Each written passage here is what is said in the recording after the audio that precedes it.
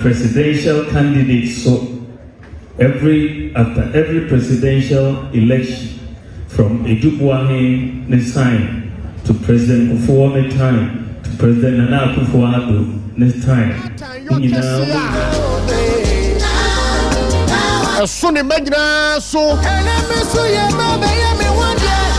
And in the Bible, I can see how we no sunti. Divine selection Kayano and Kayankwa. Boja da su dia frusani ni pedriamu chachamada na bojimu. And if you don't pay and cabin shemu ye. What you say, pray, I can understand to say, and you answer, and you to me, and you live dear, and you who are fair, and you sick be a walk. Osikani Abodinia who are fair. One more than one down. Yadua Mukoshi say free Jibunano. And now a bushia Mao say, you are Mona, you are my yen, you cost your mo. Now we are the phone potel. No more fetchel. Now one more the diachel. That's on the Papana Domono. Young Osikani Atwa. Who more be so swa. Now I done say. And I pay you at Tennessee. Your baba some woman tears my Ghana, and of course, I pay him pay the amount would say, what was I? Baby, and then be a say. Uchadian Ponyanko Pombas, I had a Kwame, I done what what also by Ria. Abo quite to baby, a quite near. And so to us as a castle so dear. And I pay one damage of fun to moi. Obetu animal kind wa proper okwa nyinara monka firi sumfo ne fidie nyinara want to anamo nyinara firi mu na fe want to anamo sisi yie woma ne dai anya soronko fama woma dance die mremu woma ne je mremu woma de wo hwe ne se bebe mu ama no mremu ma wo na nyina ba wie ya na wo da wa chi abafia wanu enei kokura ne ma wan nsaya mo no wan kura wan nsaya mo sade e bayu ahon ko ba asem da biarada and now Friday the 9th day of May 2025 in the year of our Lord and appears you are tenase bad day workers yeri team ni nyina no ya krado ya ofia ya ya adwuma den dia soma man Ghana pray because he said no nkru babo apai mu no badar makan ho na ye ndi o man Ghana ho komo. Yena production team na say head of production and then pay Ochemaba ASN Chill heavily supported by Abna Sawa Mediampo Michael Jaro Ewa MCR Samuel Dingo na camera sedachi mana preka technician on duty and pay Benidi Osikani Frimpong Manso it's never the ama barma ban and na kuna to abupra and pay Adoma so yenso above what to say and nay, Papa na domo the huma bro. Asumirumi enuswa. The huda da daya. Okasi ya dase papa. Obeti me join conversation and I pay on all our social media platforms. And to look on Facebook and Western Diamond TV. Or like your page, you know. When you had a judge comment in the area to the money. I was when we are compelling can I share. I know that change one. And I pay you live on YouTube, Western Diamond TV, on TikTok and so. Videos in the be our hot. And you know, you didn't come up for WhatsApp and a text message 0248 071 174 0248 071 174. And I don't pay so. Yaba so. My Ghana be and found it. I want to amount for them move. I found it a Juma Uko Pebia Winyanya and found it the Bessie and we prefer sir. My Ghana be a year. My Ghana be a year. And I pay the agent so dear to ya who are for near the Asia home crown 8 yawa. Silence. I told that yeti Tiabiam, me say. The agent so dear to your way off wash your home cry no pay. Silence. A toda. Now I deem. Emperor for me kaka be said. Near Accra my hunua. Wabɛpɔ no wayɛ dede no wakɔle for attention no. Ɛgyina wo hunu a. Ogyina odi hwɛ no wabu n'ani agu so no atoa de ɔyɛ so. Enti anɔpɛ sanka wobɛyɛ din atwɛn asafo Yehowa. Anka mmere pɛmu no abusua tie anka wobɛyɛ din ɛmfa wo deɛ wonnam mu ɛmfa wo deɛ si ɛmfa wo nsɛm a amanfoɔ ka de afa wo. Anka wogye din na watwɛn asafo Awurade a anka ɛnada mmerɛ no a yɛdi ho nkɔmmɔ no timing a yɛdi ho nkɔmmɔ no at God's own time no nneɛma bɛsesa de ama wo. Enti anɔpɛ yi nneɛma baa me ne wo kyɛ nyinaa ne sɛ ɛtɔ daa yɛdi ɛtɔ daa kawa no tum ɛtɔ daa ɛnka wo nsɛm ɛtɔ daa fa wo nsa to wa no entitie. Have the maturity to know that sometimes silence is more powerful than having the last word. Have the maturity to know that sometimes silence is more powerful than having the last word.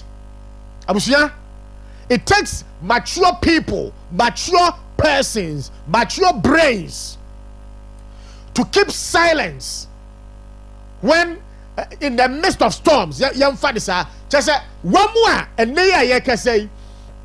Wama bobrana dru bebia, wamanya eye suahuru wo bra wam elbonumu, ewa bra boymu no. Etoda.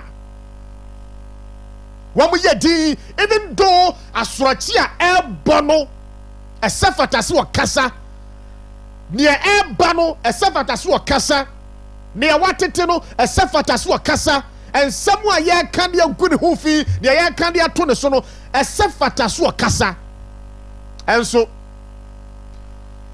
abrabomu suahuru a wanya enim dia wanya nti no aye di onka hwe na wo twen emere no duru a din kom yo no a wo ye no e be vindicate no enti anopai de me kan de a che onyina ne se yensua se eduru ba bia ye be kan ano atum eduru ba bia ye be ye din and found it namu at that particular point in time. They say, Edru baby yedi silence. Yedi kawanutum enkasa kawanutum yedi. Nashasa for rade. And have the maturity to know that sometimes silence is more powerful than having the last word. And if yada bebrenua na eneya yekasei wamakoyi wamodofo a yade amukɔhyɛ adakamnam neesi no mane nkyerɛ obibi na hunu sɛ ɛtɔda nipa ɛsɛ uyɛ din ɛnɛfia dai dodoa no anso etukɔ akɔdi dwumadi ahodoɔ soronko bɛsrɛw ɛduru baabi na wo kasa ho hia yɛ din nipa bebree anye di ekasa omoboso ama enne ya ye kasa akowuom wo baabia wam down mani kire omachi a enye yie nipa bebree ensua sede etoda wo beye di ama enne ya ye kasa bia wam ka ye nti edoma kwa koto ahohia mu wam twetwa dwom hokura no a enye yie entaropai etoda ye di observe things.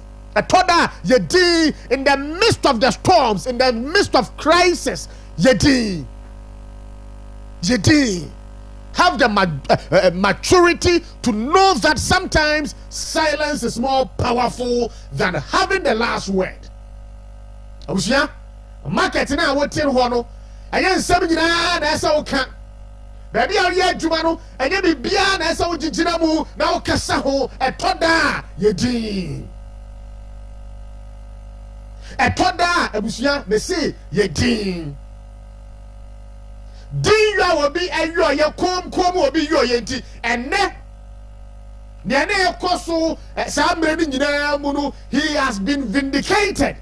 Amene ya ye kese nyame na pagya no come obi ye yenti ene baby a ka ancestors wo kono ene wo ho enti anopei dane aboa aginamoa krama wu baby o podede ma obia ba behwe de asie aginamoa duru ho pe ohwe ade ni din no obudani agusu wabudani chie no atu atene no okọ enti anopei de ye ka kire onyina ne say have the maturity to know that sometimes silence is more powerful than having the last word.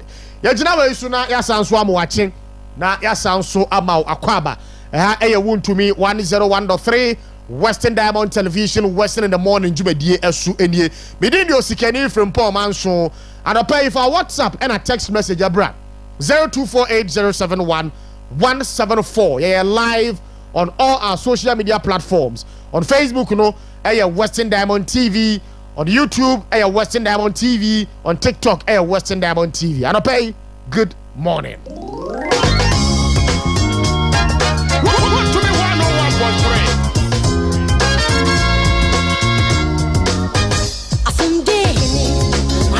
Organization, any a year in Cambodia were able to win power again. And then, media based Ramon. Some way support to win, some way support to win. Only I'm from Tonja. Nasa, a Korea baby a Manso. And maybe Tina, a Katina, regional, and national executives. Sir, Omoma amnesty from Afoko, Alam, to everybody that has been suspended. Omo amnesty. Young Frau Omomra, Nian Kambo, say 3 years the capital. Nibia ya suspended na nasi ya yile or ye or back or Messiafo or Namfo. And now, if you are done, and come on in, you ha. A man of some cacao moo, a fish some cacao moo, a mamma who some cacao moo. Nothing, also when you are quenya, not what I drink about the time community. And of course, if you are the Biania 1 electoral area, now in assembly member or a year and kita hundie. And a pen so, Yabena, Yabody around 1 of the electoral areas. Na yahwe enkomone ensem so a ewo ho e dey fiada adaro ada ya promises anka ya ne Food and Drugs Authority Western Regional Boss Yera Martin Kusi ebetoa enkomo a adano ada ya ne hye ase ne so ba enei bibinti ontimi ma akopie mu oba bi foforo a boye adwuma foforo de aboa o man Ghana entini san enkomo no nyame ya atomo a next week Friday you be sin konwa na ya pega sa enkomo no because there you can say enura wodo a chese Food and Drugs Authority emma ho kwai na enei mmebunu no abuse sa enuro no ha dwen papa entino sa enkomo no ye de se fridge mu nyame ya adomo next week no be pega sa enkomo no but I rather the new patriotic party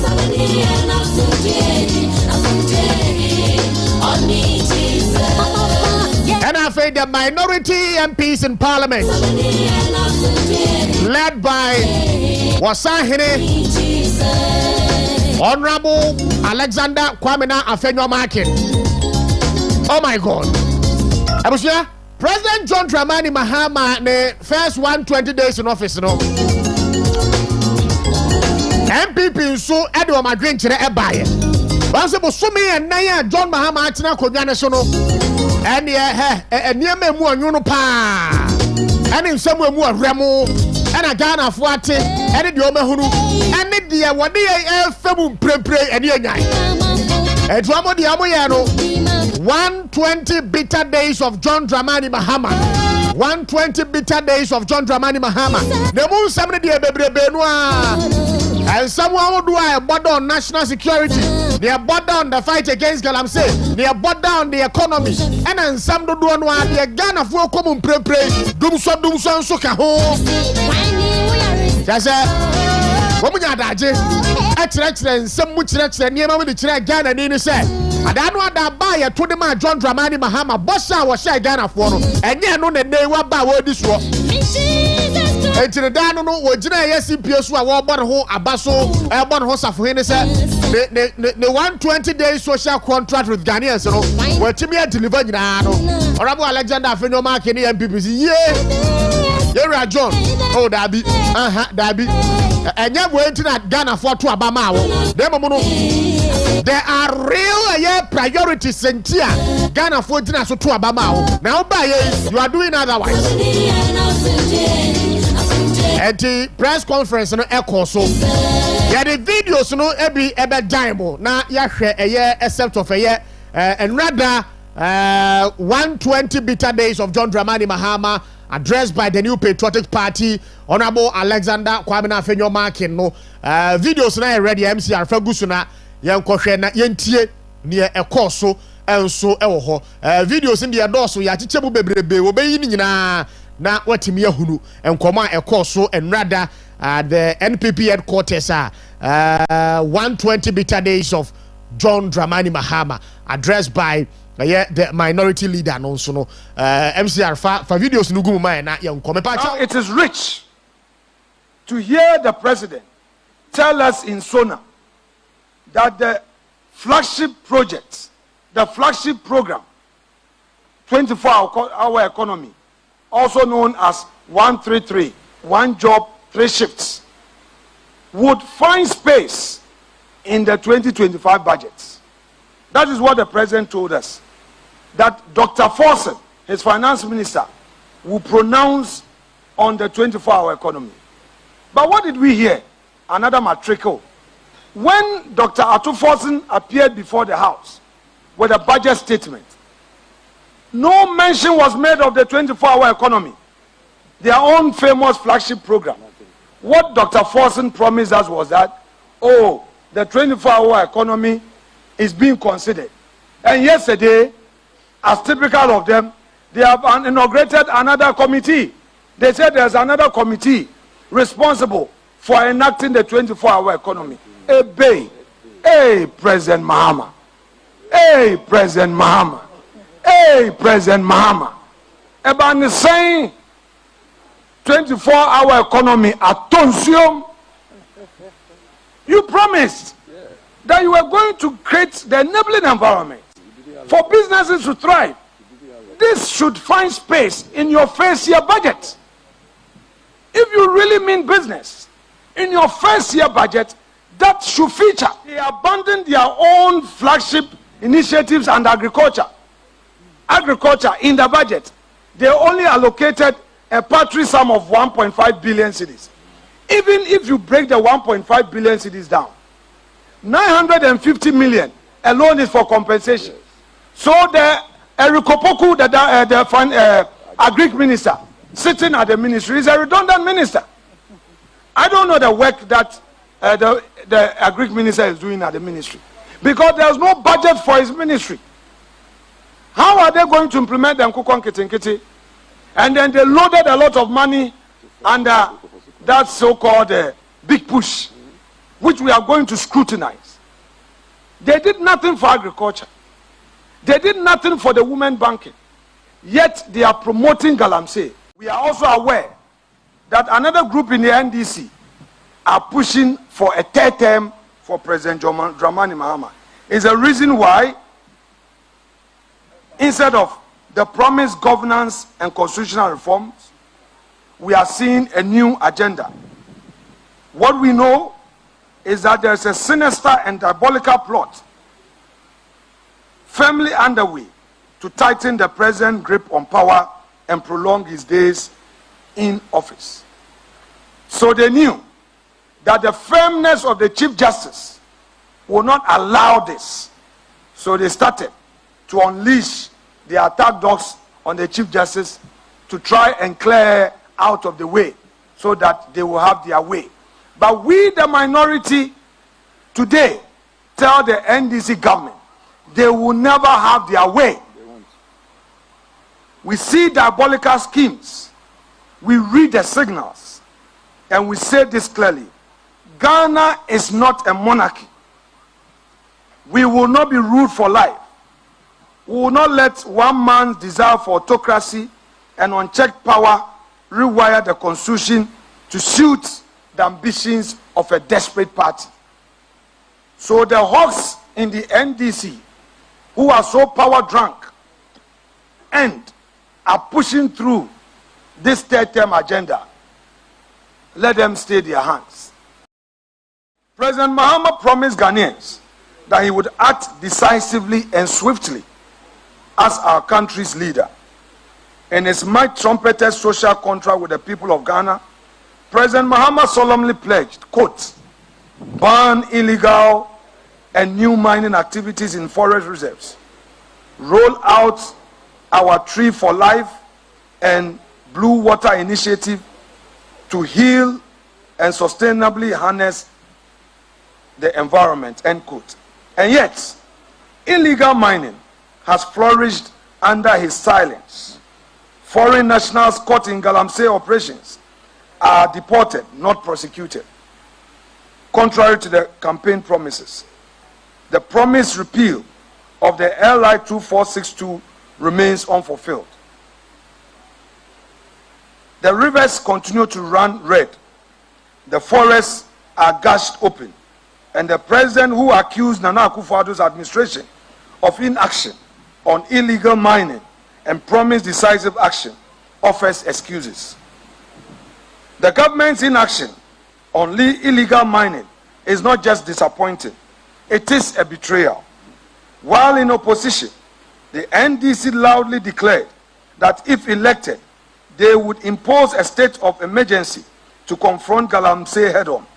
But 120 days into the government, not only have they failed to do so, that they have completely abandoned the agency they once preached. Illegal mining continues to devastate our rivers, poison our land, and displace entire communities. The promised state of emergency has vanished, replaced by silence and inaction, while the sector minister sheds crocodile tears on national television over the sorry state of our rivers, forests, and farmland. This is not leadership. This is not leadership.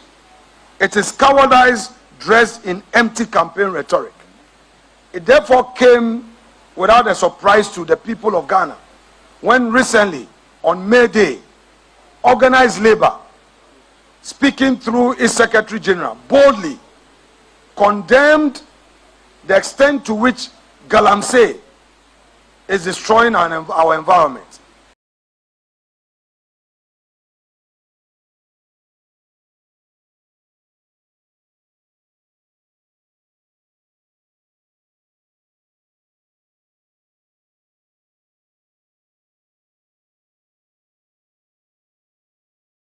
What we experience now is executive lawlessness.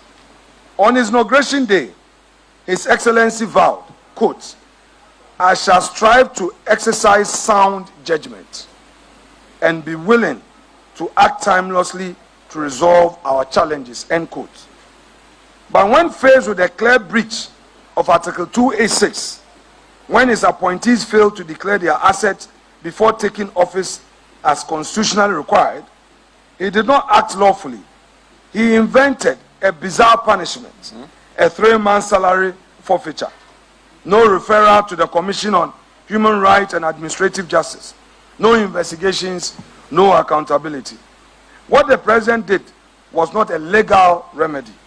It was a constitutional betrayal. By failing to uphold the law, the president brought his own oath and the entire presidency into disrepute. Now they also pledged of security.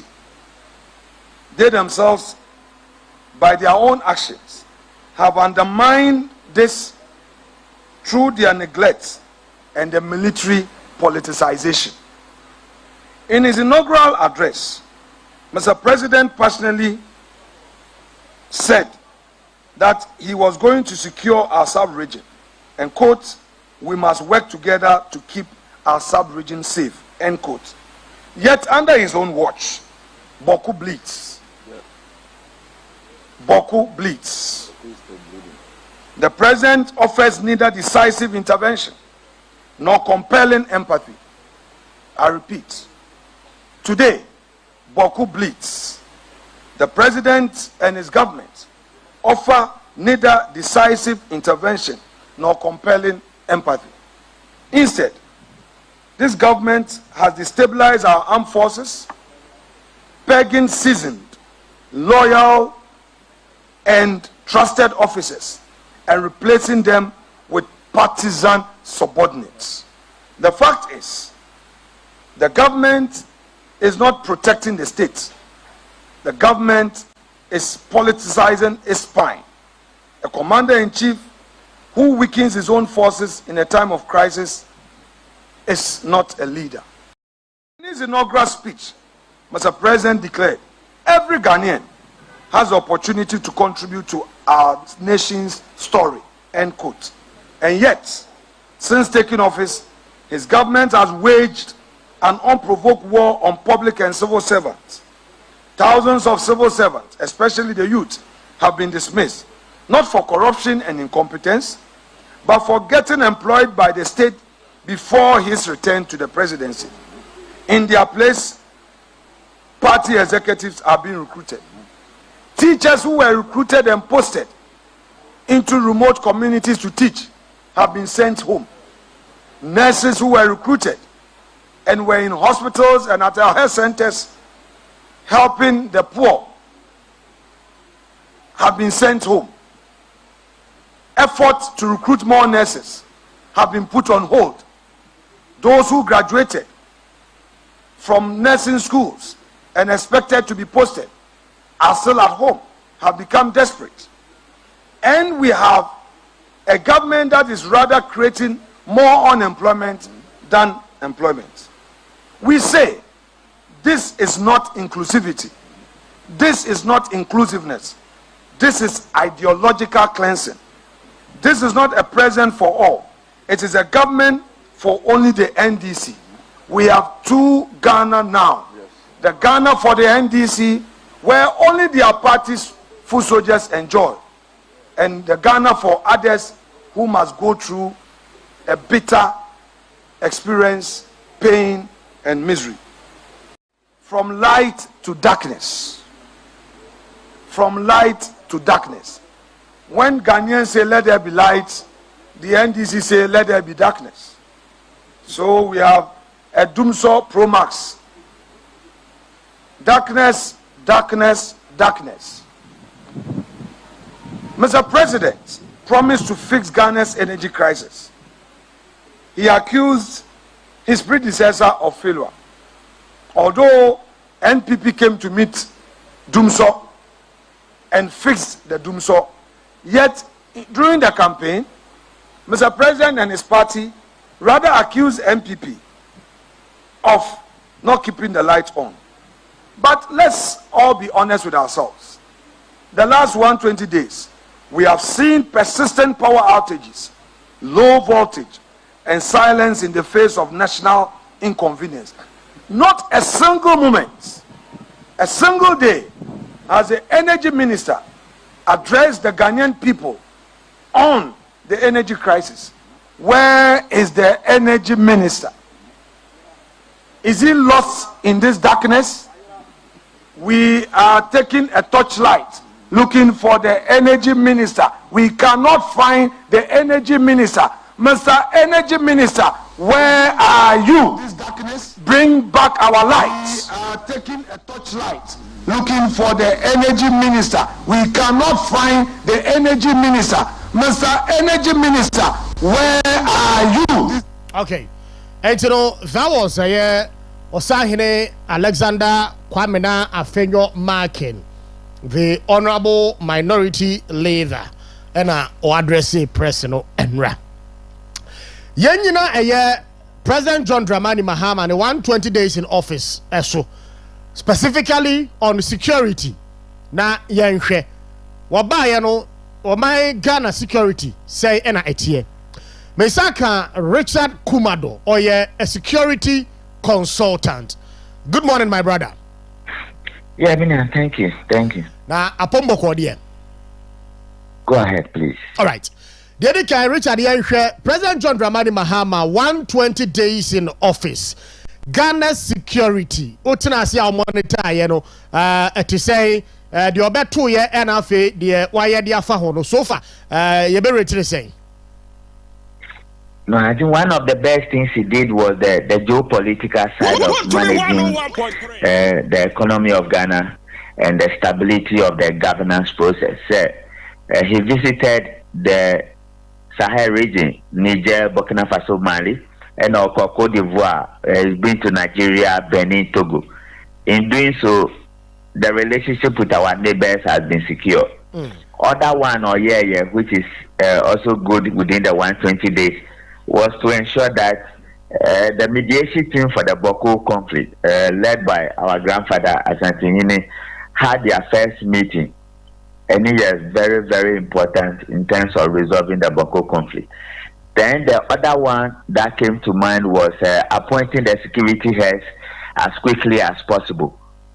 That is also a plus. Then the other one that came to mind within the 120 days was the number of investigations and arrests being done. And in the area of security, these are the 4 major areas I think he did well. And you know, why you know a bit boost to boost to woman Ghana insecurity no. No, security continuous management process. And you don't boost it, you don't relax it because and I said we are within the next 2 hours something can happen. Yeah. So it's a continuous process. So we can say so far any major infractions there. So in that regard you continue from there and making sure the national sovereignty guarantee is achieved, public safety assurances are achieved, and national security intelligence effectiveness is achieved, and you continue in that regard. Okay, Ghana for be more adventure say President John Dramani Mahama by you know or Peggy the armed forces and military generals in Penumfu SSNK yetimi promote to be more call or manimuna one more bomb man who ban you know waba beti to rank so afa one more for me be at the accord into ama mentim ho ase kakra aba military command ni mu osro kakra wadaroma your take on that one. Oh no, it has been the problem of politics. Ask yourself, when President Akufo-Addo was in power, how many junior officers were not promoted above their seniors? And what has been the promotion regime within the military? So it is politics. NDC MPP politics, I said it here Okroma. When he was in power for 8 years, MPP, how many junior officers were not promoted? Who called military more within his regime? Promotion has been one of the critical issues in nearly break this country. Then there are other senior officers around. Because this country, most of the time, yes, Rose said there will be coup d'etat, there will be upheaval, and many of those things. What John Mahama did was an old book strategy. Said, let the 4 stars and the 3 stars go so that you promote these ones above. And in so doing, you weed them out. Reading from a champion's time right down to Lima to Rawlins to where we are now. So it was the same strategy and they picked one of them and adapted. But I can understand. So within all the security agencies, not just the military, but within our security agencies, one of the problems we are facing is promotion. Okay, down Parisian, down Paris, because of promotion. I say tribalism, favoritism, and many of those ones. Some people within the police were promoted from no rank to become COP, and then far down Paris, but they put it on the head of down Paris. And they humiliated him, and they did all manner of things. When you go to immigration, it was the same issue. You go to my former place, the BNI, it's a whole mess. Go and look at the mess they created before they left power. It's a whole mess for us. Why we are not managing our security agencies properly, it's only God who knows. But I can understand. It needs public education. People must understand. But in terms of the military, it was one of the old book strategy. You see here. Said let the top brass go, promote these ones and make them 2 star or 3 star. Then they take over. One of the guys, I don't know whether it's the Japan or something. When you go and check at Japan and look at how many years he has been within the military and the intimidation and the sabotage and why he has not been promoted to where it is now, it's a whole lot of issue we'll take a whole day to talk about. And this is where we are as a nation. I see. And today, as a security consultant and advice by and a bit with your man and penning for on a year such appointment and then promotions.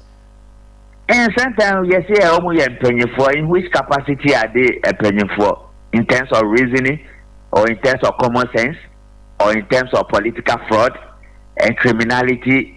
That this whole country is sometimes it is governed and managed in a way that you don't even know where we are going. I think let common sense prevail, let reason prevail, and let's make sure that we need the only country at your work. And whatever we have traveled abroad to learn from all the big schools, let's apply them and make this country a better place for the next generation. Very well. Richard Mayana Sianope. Thank you. Okay. And Richard Kumado ena yenenedin komono or a security consultant. Some 15 minutes gone past 17. On the say President John Mahama the first 120 days in office on security on ususu se yara kakra yebeku yanimu we should manage security ni ye nafi ene Manso enkonkai emfama ye nyina. That was a year his take on a year. President John Dramani Mahama, the 120 days in office, specifically on security. Yegusua ye didn't come on yahwe yabeje ye mpanifo so agent ready afa economy no ho especially cedi no a ene appreciate against the dollar.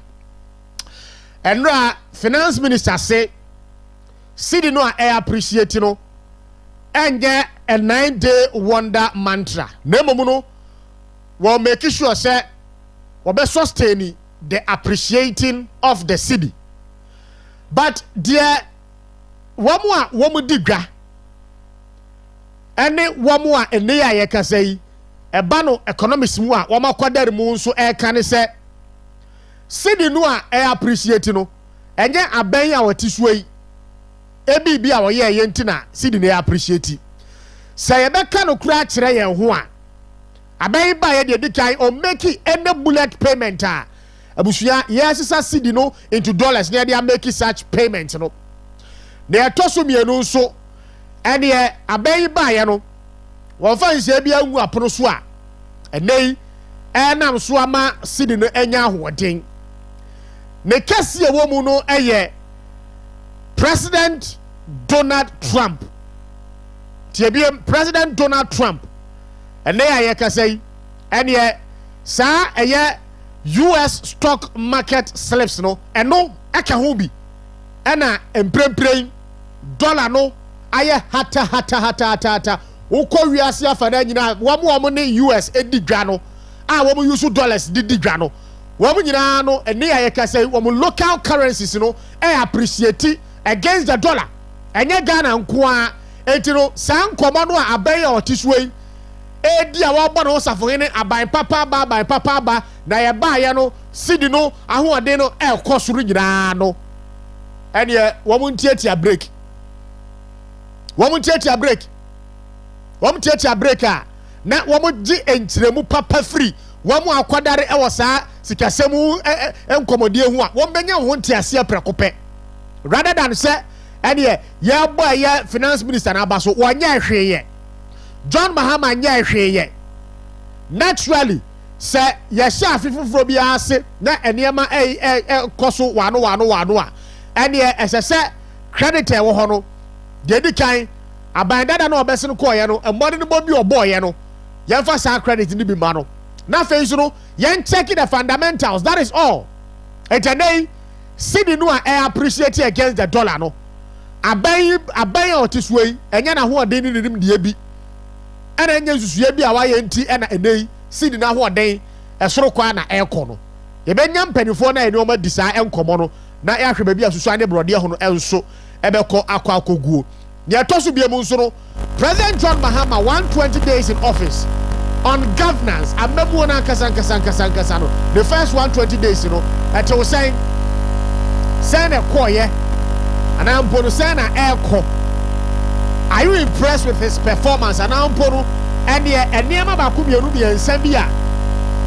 Wabaye na bayno ashasi awom ejo no ususu se ede wo how ebebre wo man no ye beje wo so adwenkyere na afi empedufo so adwenkyere ede afasa ensem no ho me ba jo forest commission fo anu dabu a wo esu na so amusu gina na die em se afiansa wo bo ehunu se galamse ko no aye ko no ede enye politics galamse ko na aye ko no aban bi ba mo me enfa so bo ni gina mo no and the first commission say the kasa dia ensuansu ane kwaye no galamse asia tia kubu a wo mo esan no a wo mo de enkuto sere pa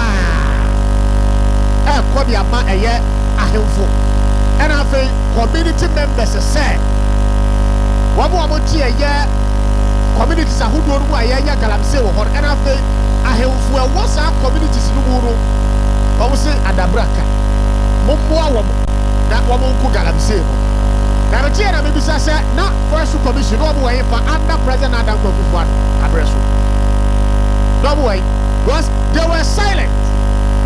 Yes, they were very, very silent with regards to fight against galamse and yes he for ne wo they took galamse also say there is na mo adabraka they mo yare say wo man no say kwaye say suansu antimu dai they preja su bo ni na they hwam ye the ball aban no ado te so no as at that time by this for the year campaign vigorous campaign emane to Ghana for team and that wo ba ye no ade na aye west adano that minister TV so esu ene ebisa se sa suhuru no kotina o osu no wo so wie ye no anya bia no kwaye no a wo ma sere no aye kama na ensuo no ma sere no aye kama na anya bia no wo so wie ye no galamse aye tu e wo mebu ha se no ni gina na enjai ana we need proactive leaders.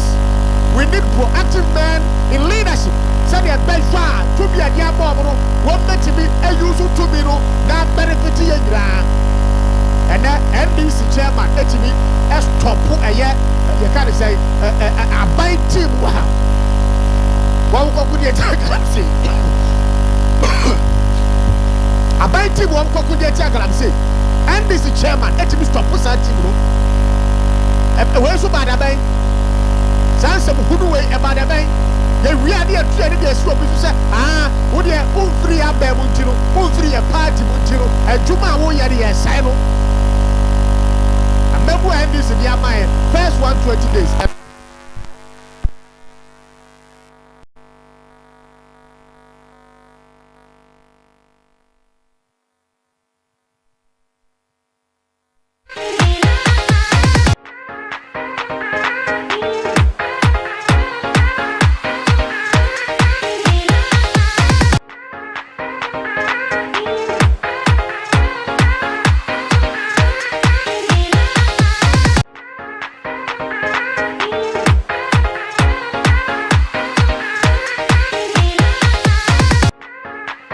Shifts now for comfort 3.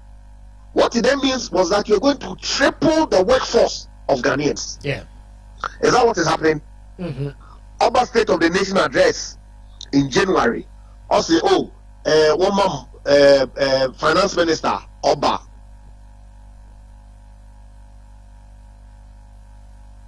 Hello, Honorable. Wow. I'm saying, lose one honorable so quickly, moment, and met me reconnecting back at my Anna. That was Honorable Andrew Kofi Japamesa, former member of Parliament for Second Constituency, and and clearly, or touching base with issues and rather the minority leader in Parliament tackle on your governance move. First 120 days of President John Dramani Mahama say and Yamatia specifically and one more buy you me DFA Jumamu ne 120 I can't say ne 24-hour economy policy ya until pupuye bia and afei launching of a year programs here and there without proper implementation. It's at the end of the day, launching the other launch will be inaugurated. But when we are in the kwanya wo fast we implement our programs I do for swama pan ebe brega na ni na to abade ma wa ye tua to de ama o se fa to man mpon no eno ne asemo no e da no de betina aka che o se o to abade ma NDC a nipa dada no a John Mahama eno mu bu o man no in 2013 besi 2016 a wo mo ye ne ma tro kan ye ne ma basa no safo no ado mo ba ye be ka ofia ye di kan proud to the 2024 general elections ye kan say oba muso to abama John Mahama NDC amadokuo ni pafufuro bia meka ho ye enti hwa memo bone a wo mo ede bu wo man no anaka amamo bone a wo mo ebu ye no in 2013 to 2016 no hwa sa de no so na to abati NDC ye kan ya yenim de kosi ye Ghana for bi mu short memory ntiro ya to abasa so ma John Mahama wo ba ye no sa nipa dada no mo mess up Ghana's economy no sa for no a na enei one more appointment a no mo bu o man no wono ade mu no a wo indecisive no wono ade mu no wo indecisive no wono a so na president no and you can imagine first 120 days and all launching programs upon programs here and there, but there who here Ghana need say program do bet me launch maybe to bet me I can launch a program, but the implementation no any problem no. Now that go for the buy a free senior high school, the first year in government September mu and or launch here. Walanchi ya de take effect. Etene sa programs I would do a walanchi no. I say take effect at least by now no nanka ya jina kwantempo no so me ehuru ba bia program ne dachi echo. Adwuma ana adwuma pa we no kwalanchi ye no. Ehun bubu ya kosisen.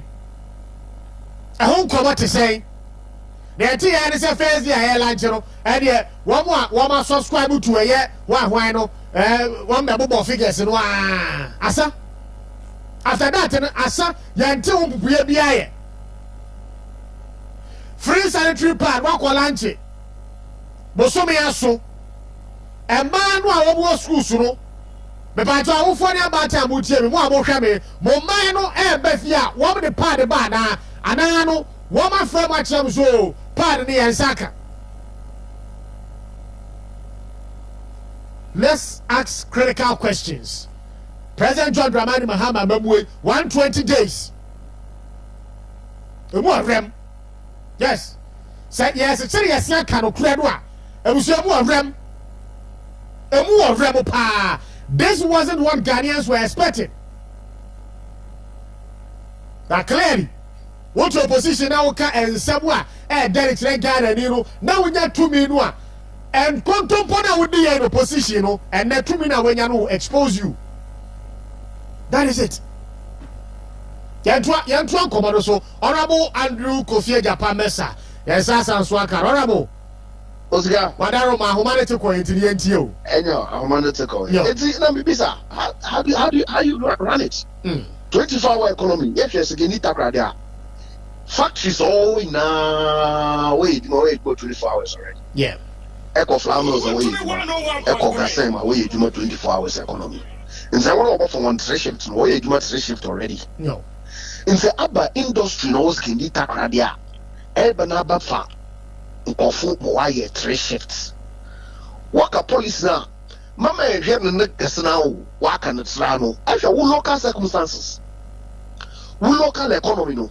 In a bisa there, Aberdeen, no one be 24 hours, Mamania, STMA, an arena administration. Obeying the corporate passport office, the passport in there will apply online. BBR on internet. Yeah. If you walk from Kofuma Katina passport office 24 hours with we was a Kindima Aquamache 3, then what can your passport?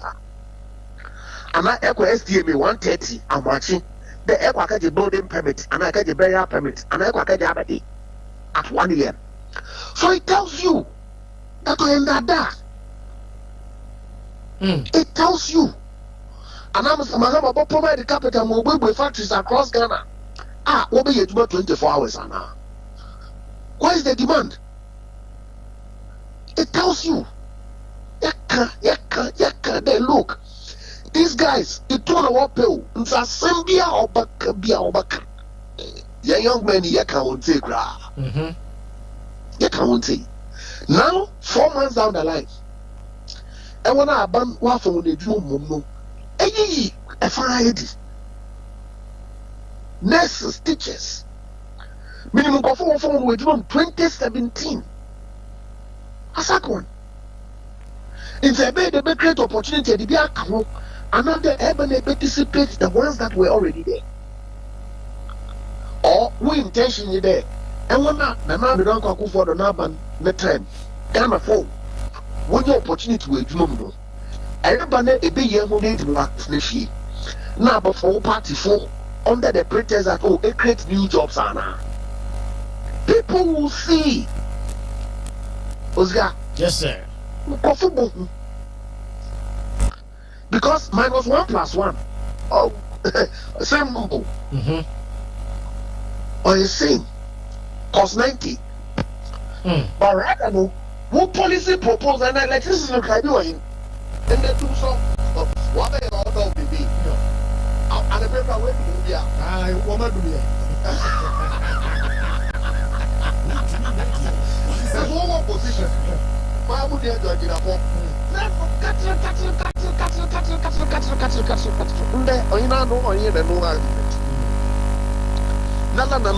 Only 5 months, 8 months ago, the summer walking. Akufo-Addo kept the light on. Yes, we had issues every now and then. But they are also fuel in your what creative procurement opportunity on those $190 million was they want to cut off fuel.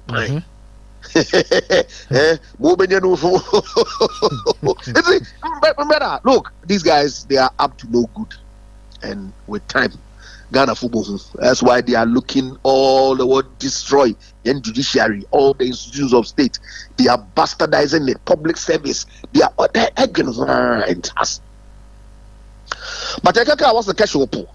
And see, as someone catch a Ghana for you, they hey, more Kebiano wants it, and we win the power. And send Sasa call the cash open.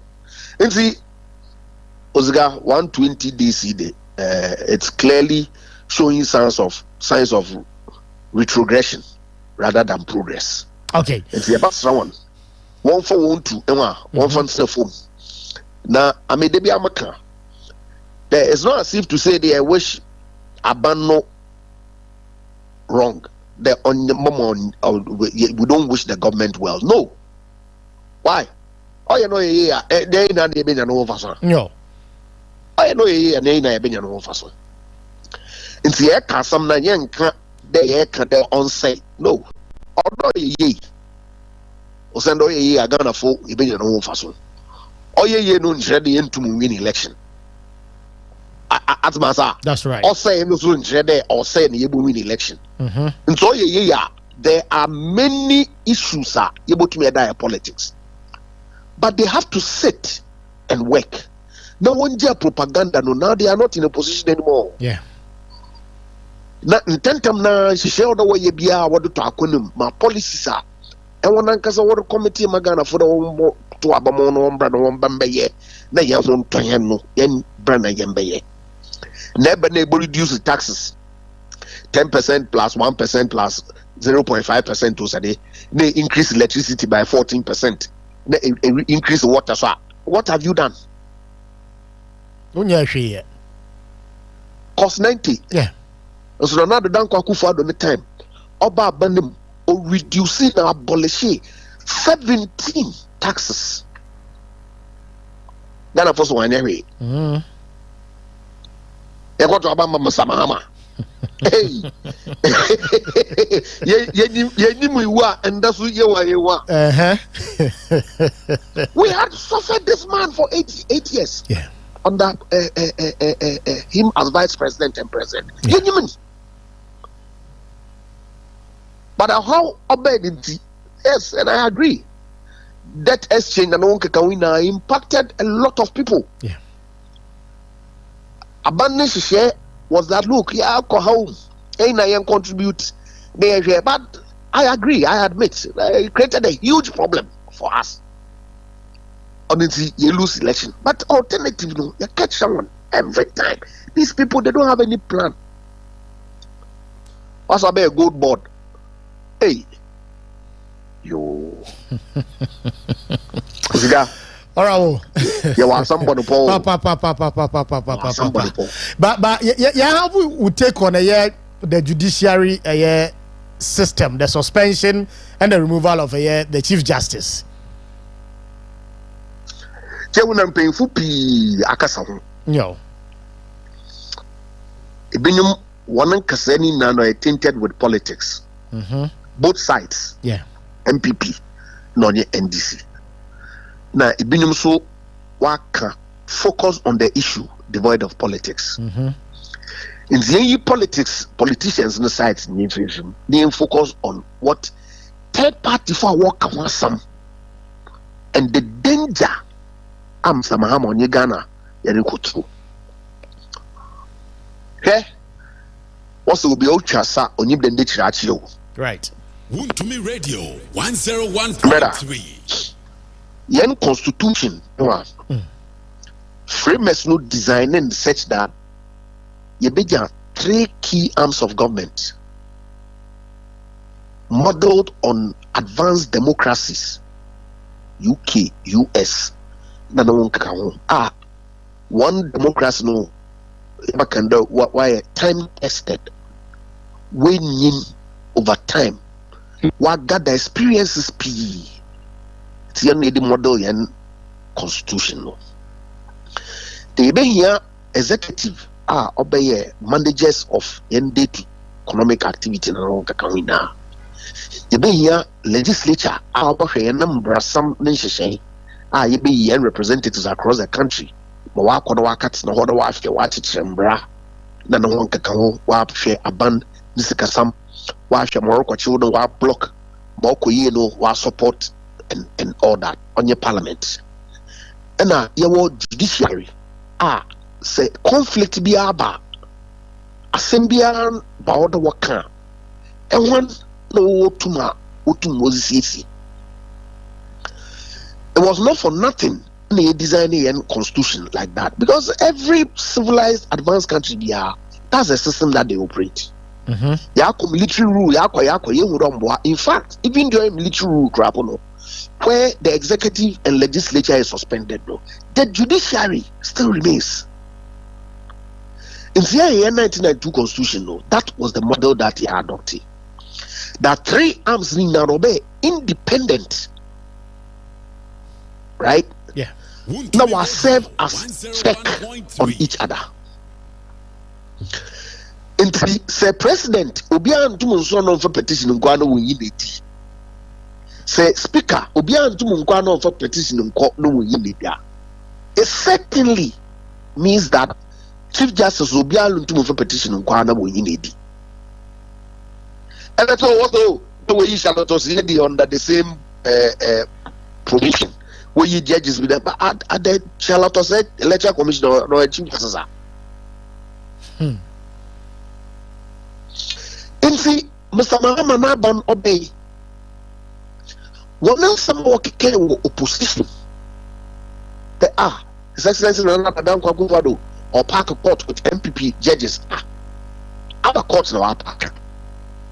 Nana Madam Kwakufado or appointee 18 justices to the Supreme Court. Since you are appointing one no on your den. What do you be, sir? Nana don't buy up on Mampino, na judges are all Supreme Court were 14. Judges who at the 70th was a 75 echo retirement. That's right. Unfortunately, Bisubo through Yankopon share. At every point, Nana Akufo-Addo appointed BR to the Supreme Court. It was to replace your pension. in one case, Justice Mafusa, Mopadipa. Only baby quay, no, so it had to be replaced. And the time I'm paying a kufa do hand over power. Now 14 no but 14 now no. Pina work pension. I am painful. This is a to go Justice but they pay Benny Mwina or what you call it former Chief Justice Wood Oko Sofia Kufu Oko Eni Yeboah Oko Professor Kote Oko Nene Amagate and we now work pension. This is work pension now. Oh, maybe more someone I need to be out. Ozai. I don't say people are best on our name. No. But these people took a certain position. Hey, why they go for our point to Supreme Court? There's a vacancy about our mama appointer. On Jama, no one in judgment. Last year, okay, Chief Justice here recommendation be there. Look, workload that our Supreme Court not does. Okay, since your workload our Supreme Court not does and judges what does. Say hello and ya and him sent to Kruna and Tassi. America, was Supreme Court, one justice already 9. Okay. 9. And what's not that on pension, on retirement, they are alive for life. But one case is or mandate Oko Supreme Court no. Or meet a certain threshold that court no agree to take over and sound we determine. If they be the whole year no. Supreme Court no cases will be 10, 15. But Ghana assembly will start if the High Court. If you obey the Kuguno on Tasa Oboko Court of Appeal. Court of Appeal on Tasa Oboko Supreme Court. That's right. In the case CBA Supreme Court as of right. So you have thousands of cases. Every year they are doing deal. How can they do it? Asam Kokota about 20 years no way because of the workload. And the injustice way 14. The Chief Justice you for that count you go to 20 so that we tum wa bobuama ejumano wako do more. And then when you can say I'm a start law practice in 2004. There were only one court of appeal Accra. And then your court of appeal will Kumasi, your court of appeal will Takoradi, your court of appeal will Cape Coast, your court of appeal will not in Ghana because of the workload. What's the one say? 15 9, no problem. And see, Nana Akufo-Addo went to one man. Ebe you be on pension.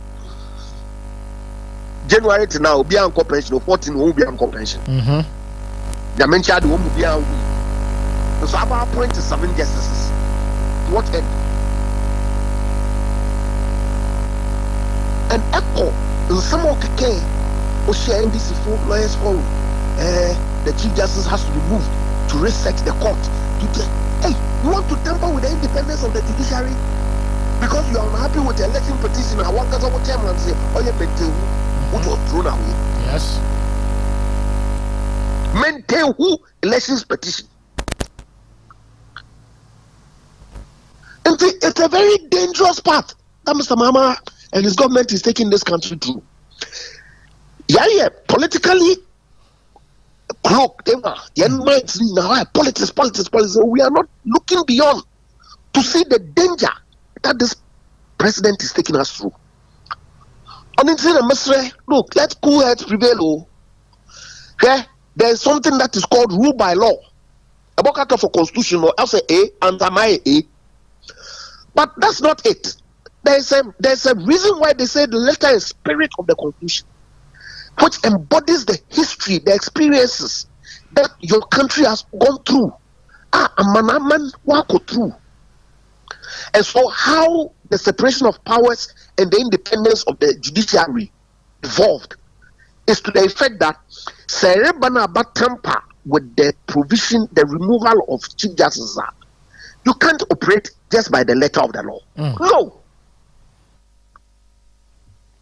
Because otherwise, Monya da bokaka tse bi de hey I say for petition bra e change mameledi aban be baby obey chief this is no what does he do to the judiciary aban be baby ano for petition bra yenkwe yenkonke you want di yam park court what does he do to even foreign investment because investor banana wo court musa why ya judge bia osuru there onya aban court wo be in edin so nkedi nobody will come. Yet you say you want to do 24-hour economy because we are not thinking deeply about the actions that we are taking. Yeah. And see, me, I wish that Mr. Mahama will stay in the hand so that Yama sanity prevail. Because if we touch the judiciary, the last bastion defenders of our democracy, this country is finished. Okay. Yama judges 1 tenure while you could terminus with that of the president. Hey, where is justice going to emanate from? Yes, from the people, but it's important that we do things right. And see, because I'm a trained lawyer and I'm very passionate about some of these matters that is playing out. And I don't say so because I'm MPP. Yes, even if I was saying so, the politics are and this is for the way you that's right. All the people who are jubilating are NDC people. And so if NPP people are protesting, no conda. But I'm saying, you're no crime film. Clearly, I've looked at an article, lawyer Joannan. Fine brain, what's wrong? MPP NDC. I know him. Sebastre, Ghana for 1 million rise. I mean, the other day demonstration was extremely well attended. Yeah. Demonstrated that Kofu are paying attention. So many friends may be party Hawks woman. Go ahead and do it. Remove them. After all, what? Hey, double go for no woman. Would you umbu my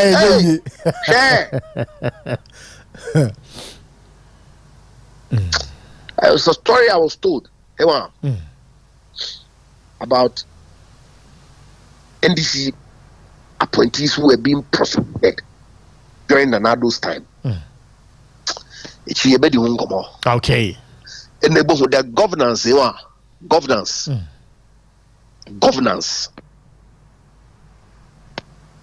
On your scale, no.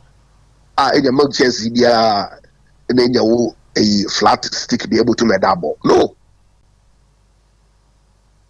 Many considerations go into ensuring peace and stability of the country. To be 101.3. And that Dubois and memory about to Benjamin I can Obi complain how does national security give 8 million to opposition party? Because entasi. The democratic order, it has to be stable. It's national security, they do all sorts of things.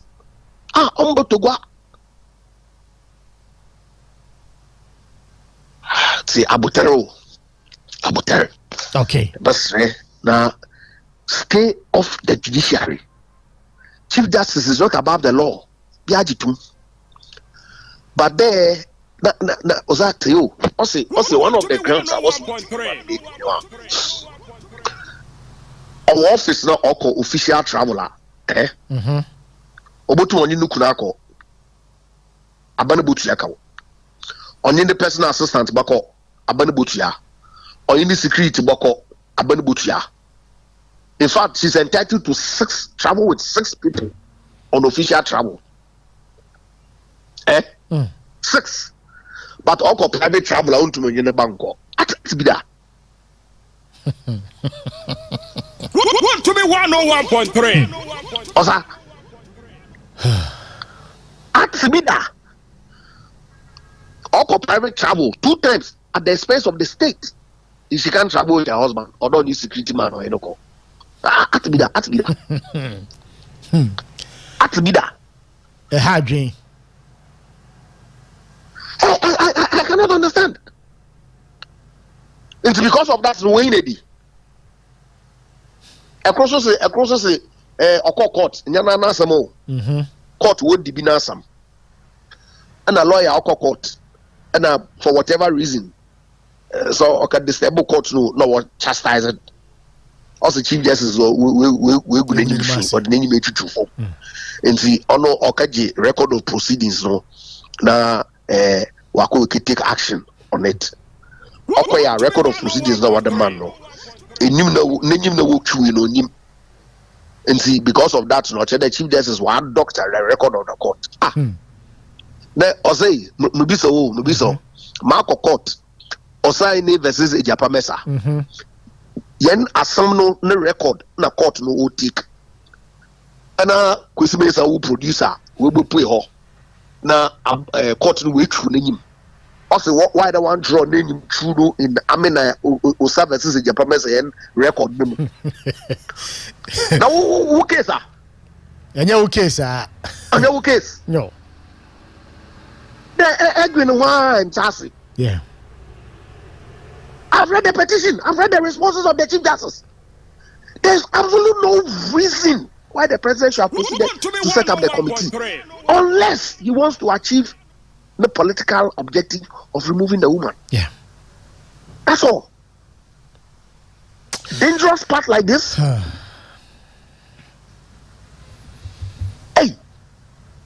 Oh yeah, man, they teacher. No.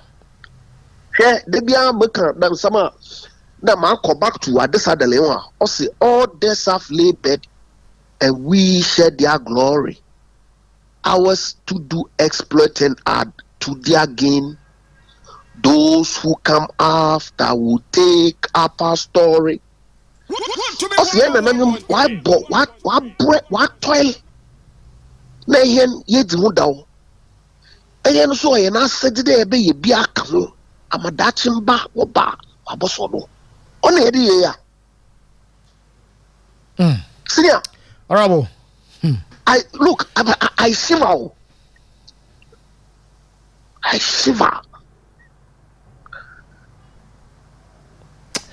oza honorable Matu school old my wife everybody door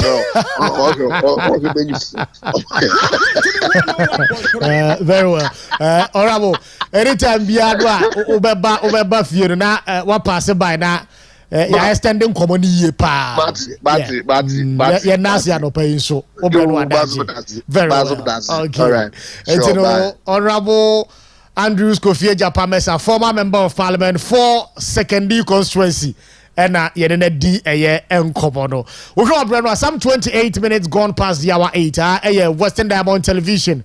Western in the morning Jumadi eso enye abna no chema ba metina se na nefiada enkrata no kakra eba ye no so no yemfa emu ensem emra omu wia na fe yakọ one of the electoral areas near the assembly member ho enso etimi edi nkomo anopay yakọ Nketia Krom electoral area near the honorable Philip Nkrumah aka photo edi enkomo ye wia sidi no a enei NDC for ede bo ho safo hene se wo madavroma wo no ma ye bibia ma sidi no appreciate no we need to expose their lies.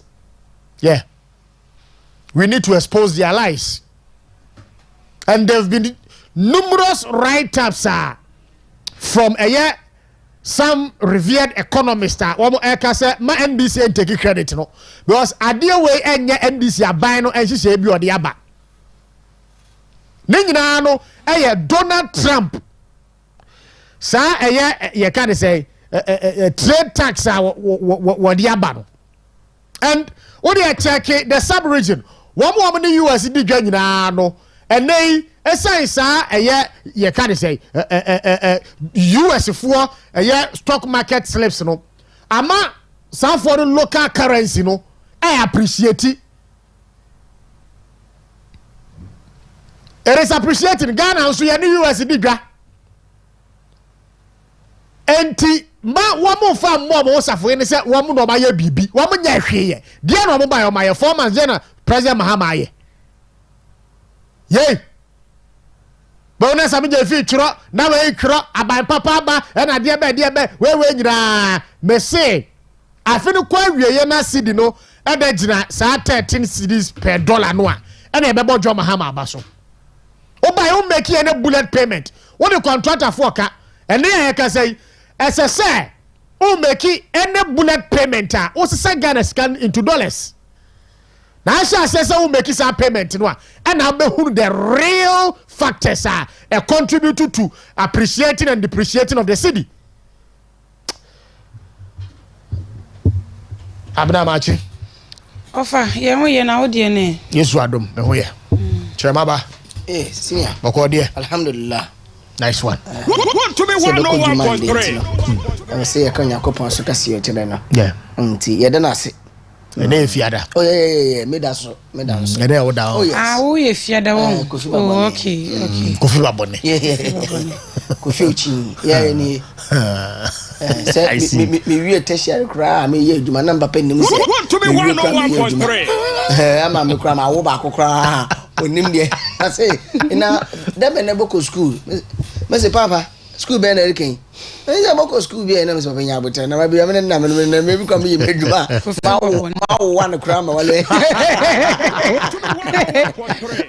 agwe akwa body pa that's one thing anyway ene afiada kwa krata mu nsam dodo aba na ye ntinsi anim ye wie na nkomo fufuro bi wa akire a nya adaje na yetimi yenko yo wo fa ye da se ye bedi kan eche yetifo ene ahwefo ne anopi na enkrata no emunsam do so bebrebe meshase edi the metro lens ko wakrata na shase o relevance are pride emse wo fa enche ye na Pope Francis wotoye ena wo makra ne chinti na wo se etumi pena ne musifo wo mo abomodea etumi apa onipa foforo enura de ya ena babeto dwa ena Pope Leo wotoso edu enan ono ena sabre ya pa ono se 267th Pope edima Catholic asori no enti wo so metolens ko wakrate ni mu a eni ni funi eda enimu kama oda ho na wo so ko wakrate enimu so US aban abomodea eni $6 million ena omode akwakoto armored vehicles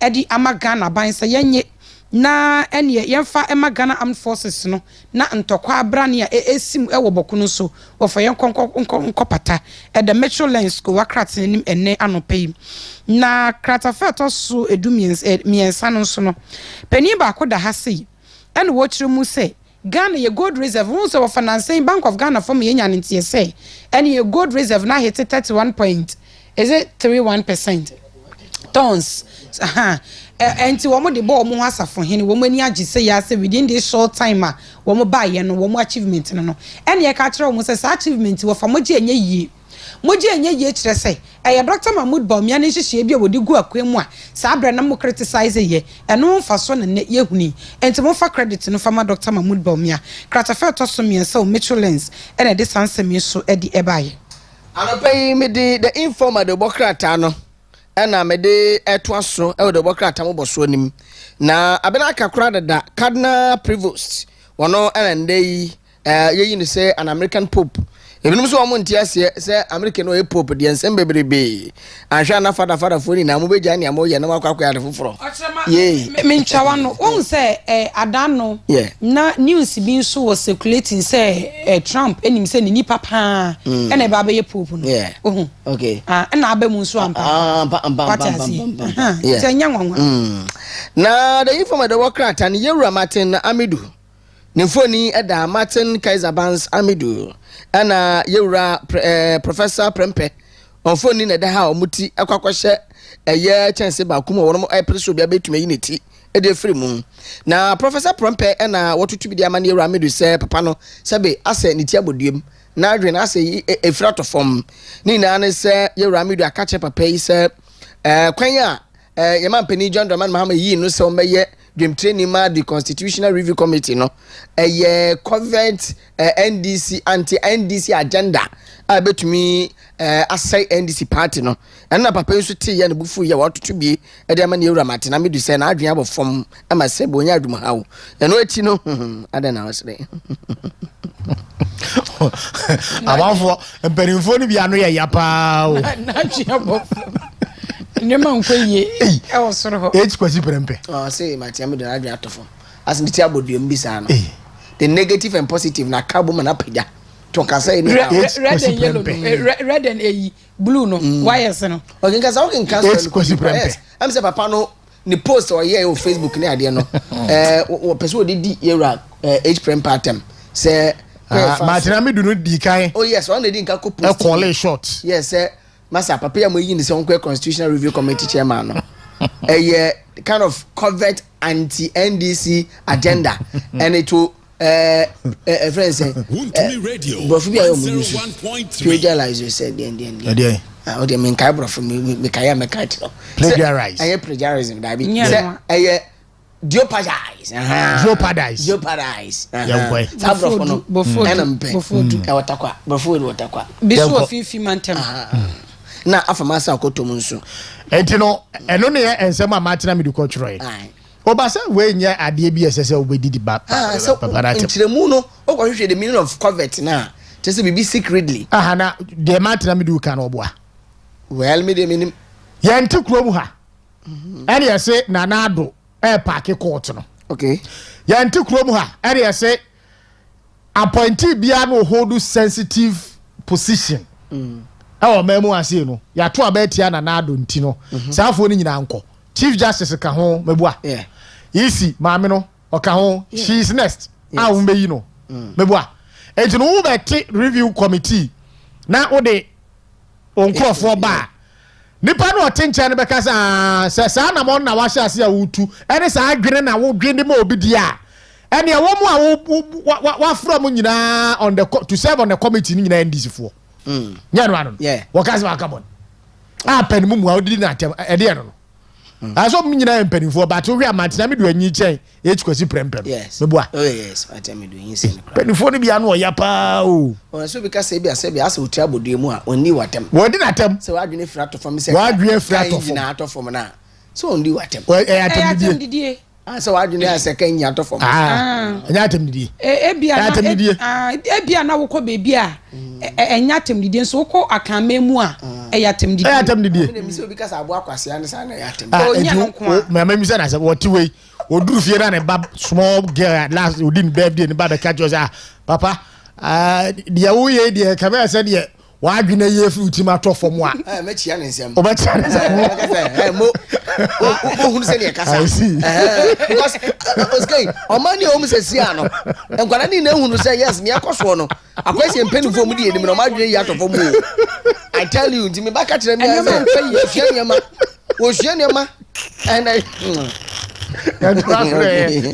na yura Christian Tete Yohunu IGP was say one day senior 84 ka kire ne say won provide security was say one year no say mon kaka mu niam nsie ni yie na munya mu niam yie na yeso mfa bambo meta mo china mu declare Ablekuma North City no nti won post for munya hwe yura Manso making the stance on the COVID levy na when you favor na no our kind 120 days social contract no Imani Africa one more deputy boss yura Kofi Benton so and work actually the NDC say Dr. Alhaji Mahmoud Bawumia abaso san say one na abo amende isi no agane na so 7 producer berema wano memedura wode edwuma ewo empaso abana where the info me the bokrata metro so edi free the new weekend crusading guide ko wakrata no say enrada enene na nsa na president kasa ye ne bia enra nso minority no the mighty minority omonso friends and trofo nhemu nti hwe ko wakrata nanimu a ene ye Alexander Fiyomak minority leader no foni da mpanifo bi so ka ho bi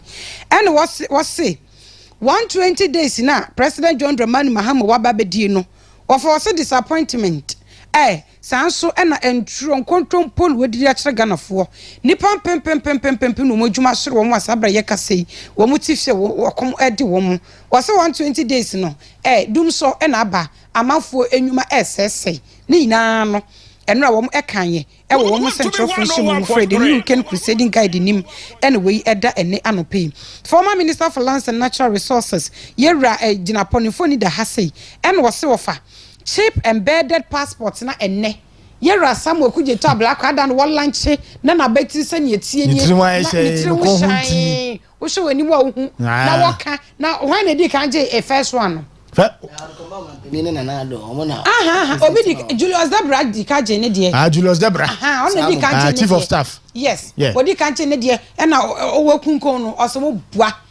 Mo bua. Nyamo na maye bibi. Nyamo na maye bibi. Munye hute. Munye hute. Na mo kra mo ba ya de mo be ye obi abenya so mfa so mo nyeye. Sanitary pad nso mema nka ho. Ghana nso mema ne ma ne wom. Nti enye social intervention policy. Matia say. Enti the new weekend crusading guide enim anyway eda. Na Pope Francis for fire pon ono nye pope 69 years American Pope. Pope. Pope Leo. Pope Leo otoso Pope Leo the 14th the 14th so no toso 265 for sign to 67 enti ne phone e de nim ase e wo pagya ne nsa na wo se me na mabe wo ka kire amanfo no the new weekend crusading guide enim enie say what the Cardinal Robert Francis Prevost ni din no din konwa din ne ye Pope Leo the 14th konwa din no konwa din no aya ke memu kwan enya Ghana konwa din no omuka kasa be nkra say is it Dutch or say Dutch Spanish no Dutch omo kasa Pope Francis no oye ono edin I mean omo kasa me kasa yi for kasa no Dutch kasa Vatican for omo kasa bi omo ka o de me ntwa so me hunu de me nkyerem na omo kasa bi a omo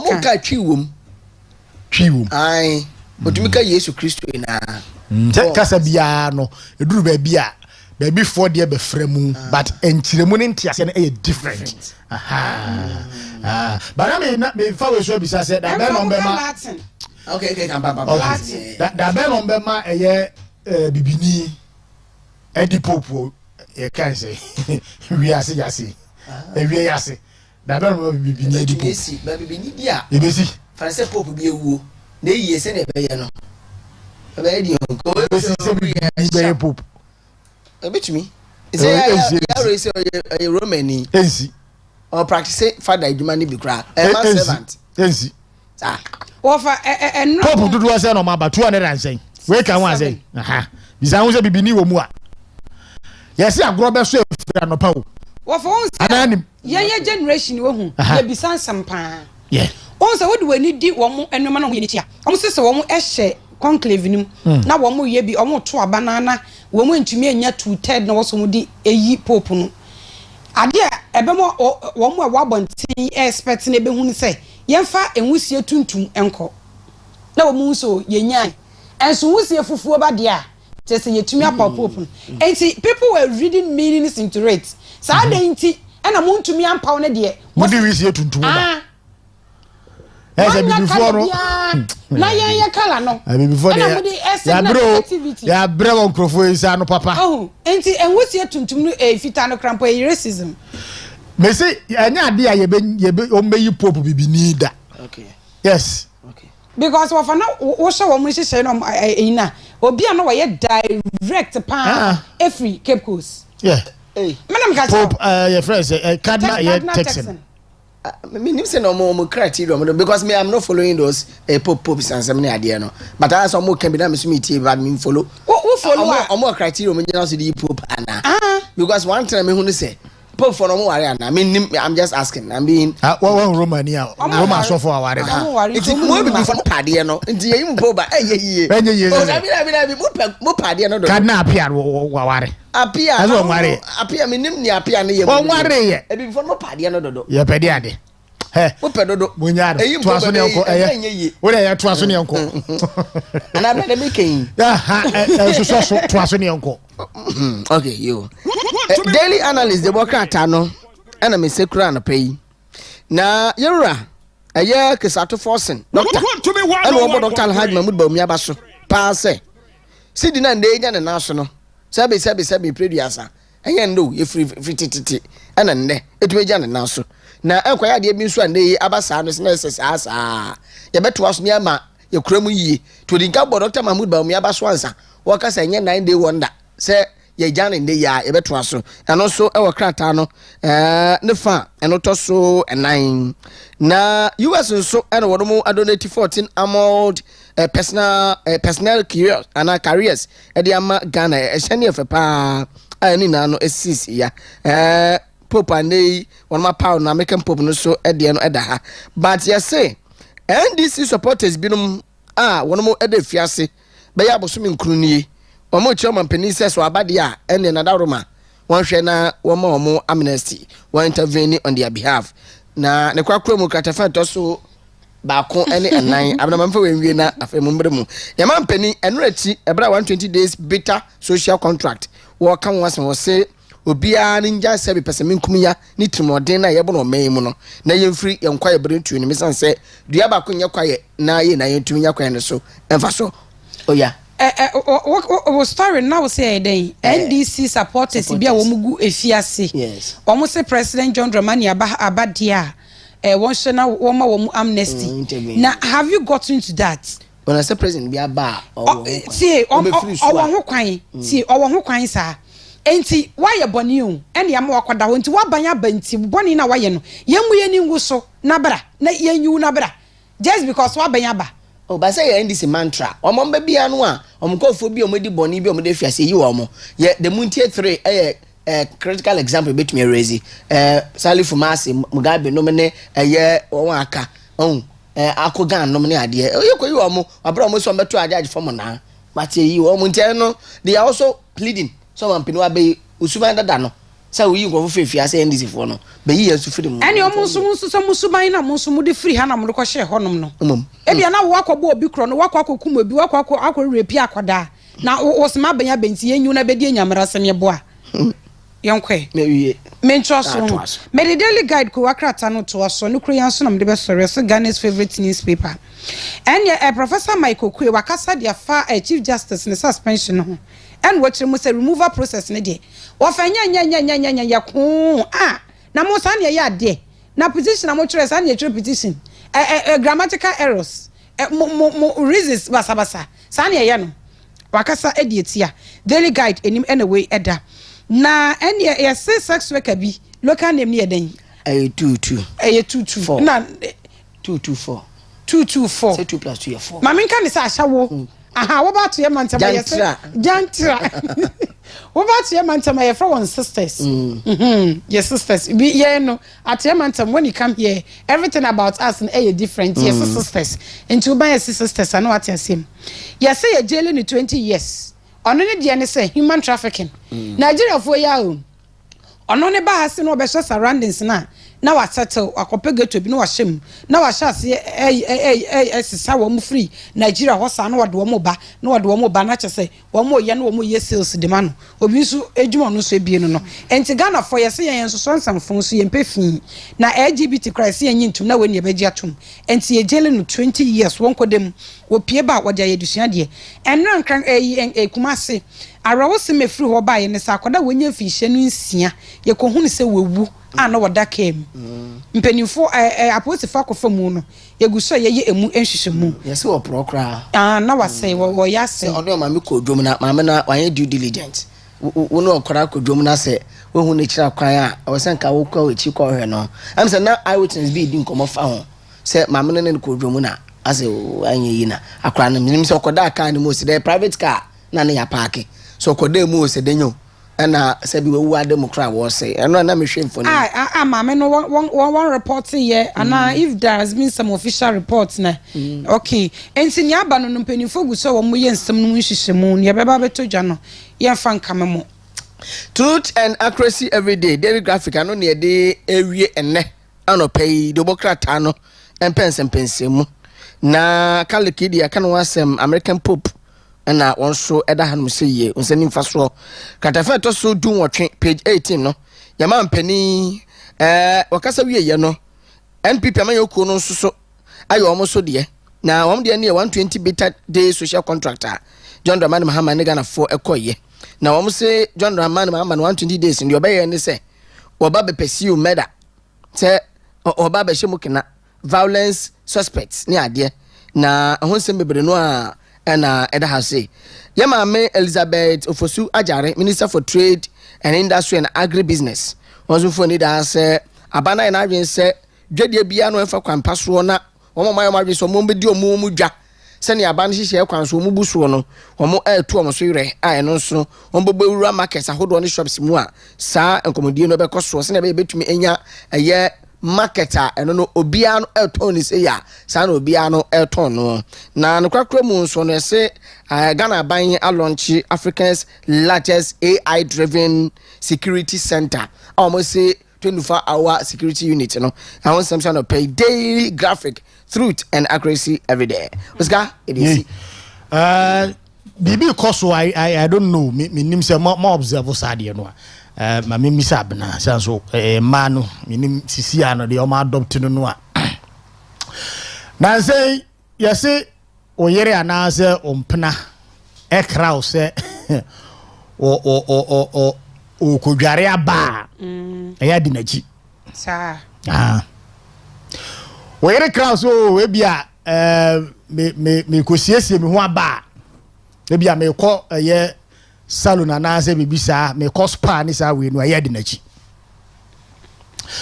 ma bibisa mo se den pa na ma ni bi eji e wo asase we so se wa o yo ba etire de mbisa no mame emuaya esefata se o de mame na Ghana fo nso etie o behwa any on social media especially Facebook e ma ne timi ko baabi wo mo se wax no se de yen na ba besia wa ko ruo no ho nyina e de no wo koye wax ne ye de ade a sebe mprebia sa enwi e wona akosua kuma so ene de won matuam wo ko dwira gufom no akọ ruo no ho nyina ada ho na ye de niam bia fofa ba bia opese ye gwiri nwi no na ye twetwe wo twe ade na enwi na waya tade ade mu edum nso koko ekom ye gware wom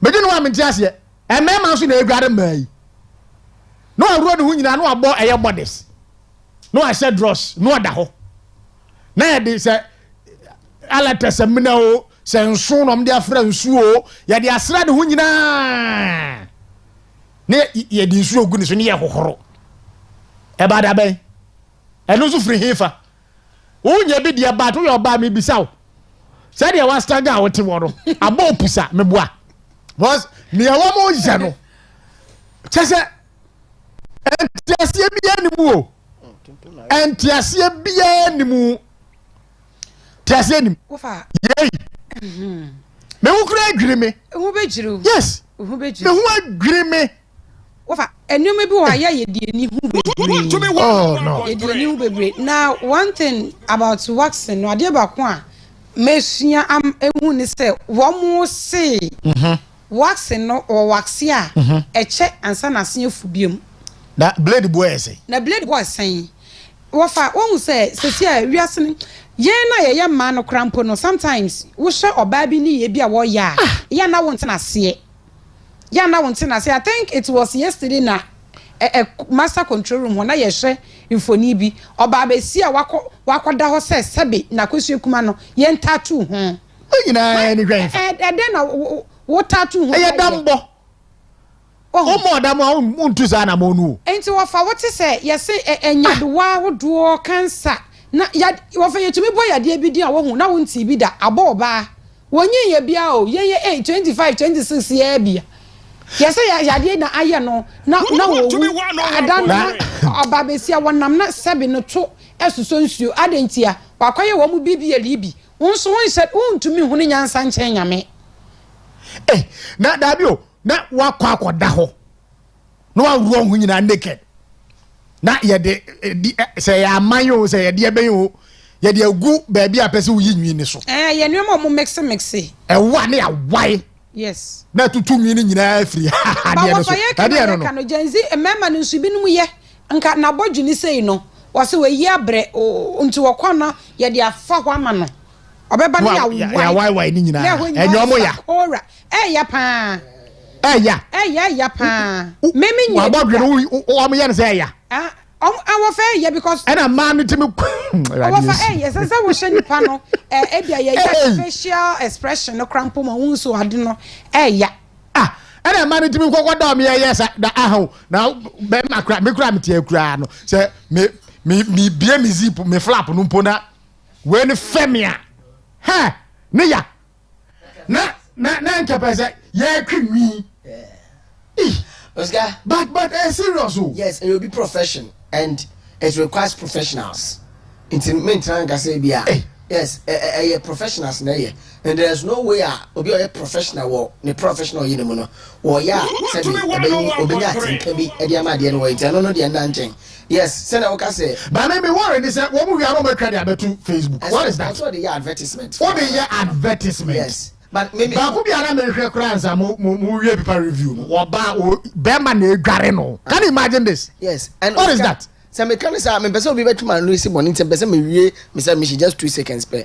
I will be profession and a professional and yeah oni kind of any feeling be for ade na oye no. And is we dey kwa akoye bia we aeropo betumi edi nechi but I find show team say okono bibi bon bibi betumi esi gym instructors and ba tumi ba o mahem na omo yo musi ho no onya tinke bia because was cycle no but you see ya wo mo so mo kokoye sa de no me yere onkonkoye abena onkonkoye say chance mi ane no mu aso osika wo yere onkonkoye so the kind of people particular people bia try na say man go na body akwa na yi bi no man na body say sebe e bontua na body na esi Abao, a person or looking, meaning, say, say, romantical. About Junior Copa Bona man, Nima Camano, was one penna, or come ye buno, ye bua, meaning, no, and I say, Paniano, song. Oh, so one now for no possession, I say, yet you know me be a young and natural. Oversession say, is it? Some go for the post and the possession said, Yomuye.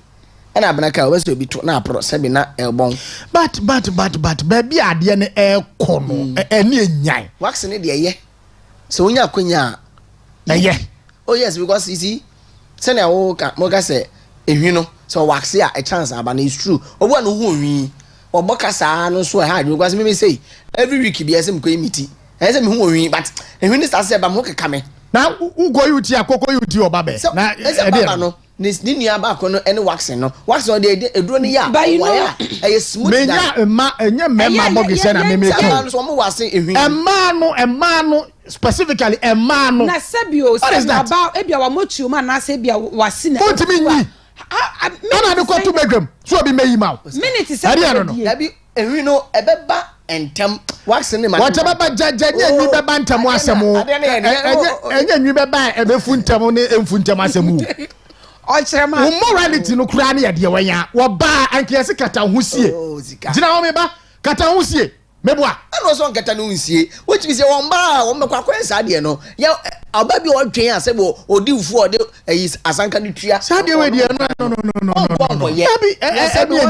na me gina na waka say mekwa akwada no obi sabe ode ayi aye mehwo asemo sem wo fa it's very bad na me de mo e say ode ya wo ya kura no anka me take video of you na what take ya video na ya to Facebook for what reason na do you know be na kofo so huna ba be ye bi o de market na o de market ho a me na de be market ana wan fa ho nye a mutual understanding agreement of what say metwa about social media what is that agree na no do ba beto what is this that ben you sua sa de we e ro so free fa artificial intelligence every fa na oba besia esimi ko dware no akoda na be ma ede eniama wa wuro hu nyina na ka body no pant pe obi tumi sori anopa na wakọ krom wo mra no na meye tuntumi sei no ohun me mra na ma ye fita ase ma ye fita kama meme dia yes why fita akopo why no ne meme pese be kire nyina ne se sa dia ne bada ben mi ko gare wo ba wa kra firifie ese mi ko dware na akwa wa huro hu nyina na ka body no pant na odam paso na table so na ye bu so ogu ho na ye hohoro wa ha mu na ya chimu dress na kotoa na ye hohoro wa ha mu kakra enu so ye de ade a what is this Ghana de akoni no akwada ase mi koyi ba motuom se bia buru mi koyi mi hanwi na blade asan wa Ghana radi yesu ya fa blade nyi Hey, wo adopo hey. No. Oh mama no nsi. Memba e da memba wa no asi. Memba wa no nsi. Blade nye tool a yedi ya metuom. Na de ya metuom. Shaving stick. Wala. Na kaso ko to blade a. Abra na shaving stick mai na ne hinu. Wa che wa say do e be twa o. But me hunu so mfaso o. Seriously. Me hunu so mfaso bia. Me hunu so mfaso bia. Say wo koyi wa motuom. Wo koyi wa ya ase nwini. Enti no wo koda ho ma obi ayi wa ya ase nwini ene wo motuom nwi ama. Every ne buy. Huh? Every pa ne buy. Se me ko dware. No akoda table so. Na kwabrane. Oh, Radiesu. Oh, Ghana, David. Any nyan do. Adoso papa. Videos go out class. It is uncle for pa. What is this? Huh? What is this? Ɛna ade ba ko no sɛ yɛn ne ye betumi aya ne sɛ ye be kyerɛkyerɛ wɔn mu isusanso bɔ ne ɛde ba because wafa na obehia baba wo bi na ne hwene na emu wetuem bibi hyem ase ne esabi odwan yo saboa bi ase wonti ase ɛna nipa ba bi wotumi adwen otu obi o PS no wodwen wa wonti ase na ne tekrema na we PS na ne ha wodwen wa wonti ase. Oh, that be Ghana yesua trado. But abra me refi say ebi no so culture. Because ebi no so culture. Oh, Ghana ha. Ghana. Ya say den ko Ghana na nhia ye. Basanka ya ma obi a be kire ne culture ne ono so tumi ya. Oh, because baba me dia ma study culture be. Be bia nwa. But sometimes ya kasi kona Copy so tetchere maso copy so akosu akuma so koi no culture be Ghana culture de we ya and na wase mo pese me de ma no be si de wo page de be page no that be no culture de we na me bisa say ehemfo de Ghana ha na say ehemfo me ba e do culture Ghana ha oh sika wo say bi mu culture na me bisa say Ghana ha na say nye Ghana ha de ya ye fancy nche ye ka Ghana ha sem Ghana ha ehemfo a tribe be tribe no ja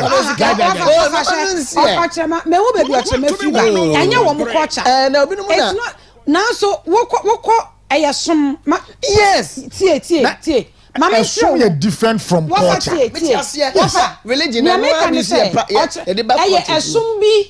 esum bi wo Ghana ha me pese me bomudi esum bi ene wo mu maa no wo mo ye enso woko esum no mu na wo hye wo mu nkyerɛkyerɛ enkyerɛ saa asum bi enu ɛkyerɛ sɛ oba PS waso amani mesi na PS wonfuruma na fa bi si utakrema so na ba bi hyehyɛ hwunim na sɛ PS nkra so ense da ni bible ni mo eni bible mama bo maso ntokuru yabo ya so right enti ya yabo ni say no krampo ni yese eni bible mu na wo wetumi abo waso tintintin na dia besie eni bi esi utakrema so eni bi esi wonfuruma eni bi ahya wonan wonko awe ni nipa me de me de bae ne adware na omu dware ne sa waxing no a wo mo ko twitwa nwi no eno ne me problem si ya eno ne me problem si ya se oba pa kata ho sie no ene wo de akoto abonten so e de no who does that it means massage so nye na se massage de massage wa wonko yi akosu akuma nto so ana ka choko be yi na wo de tawle twa wase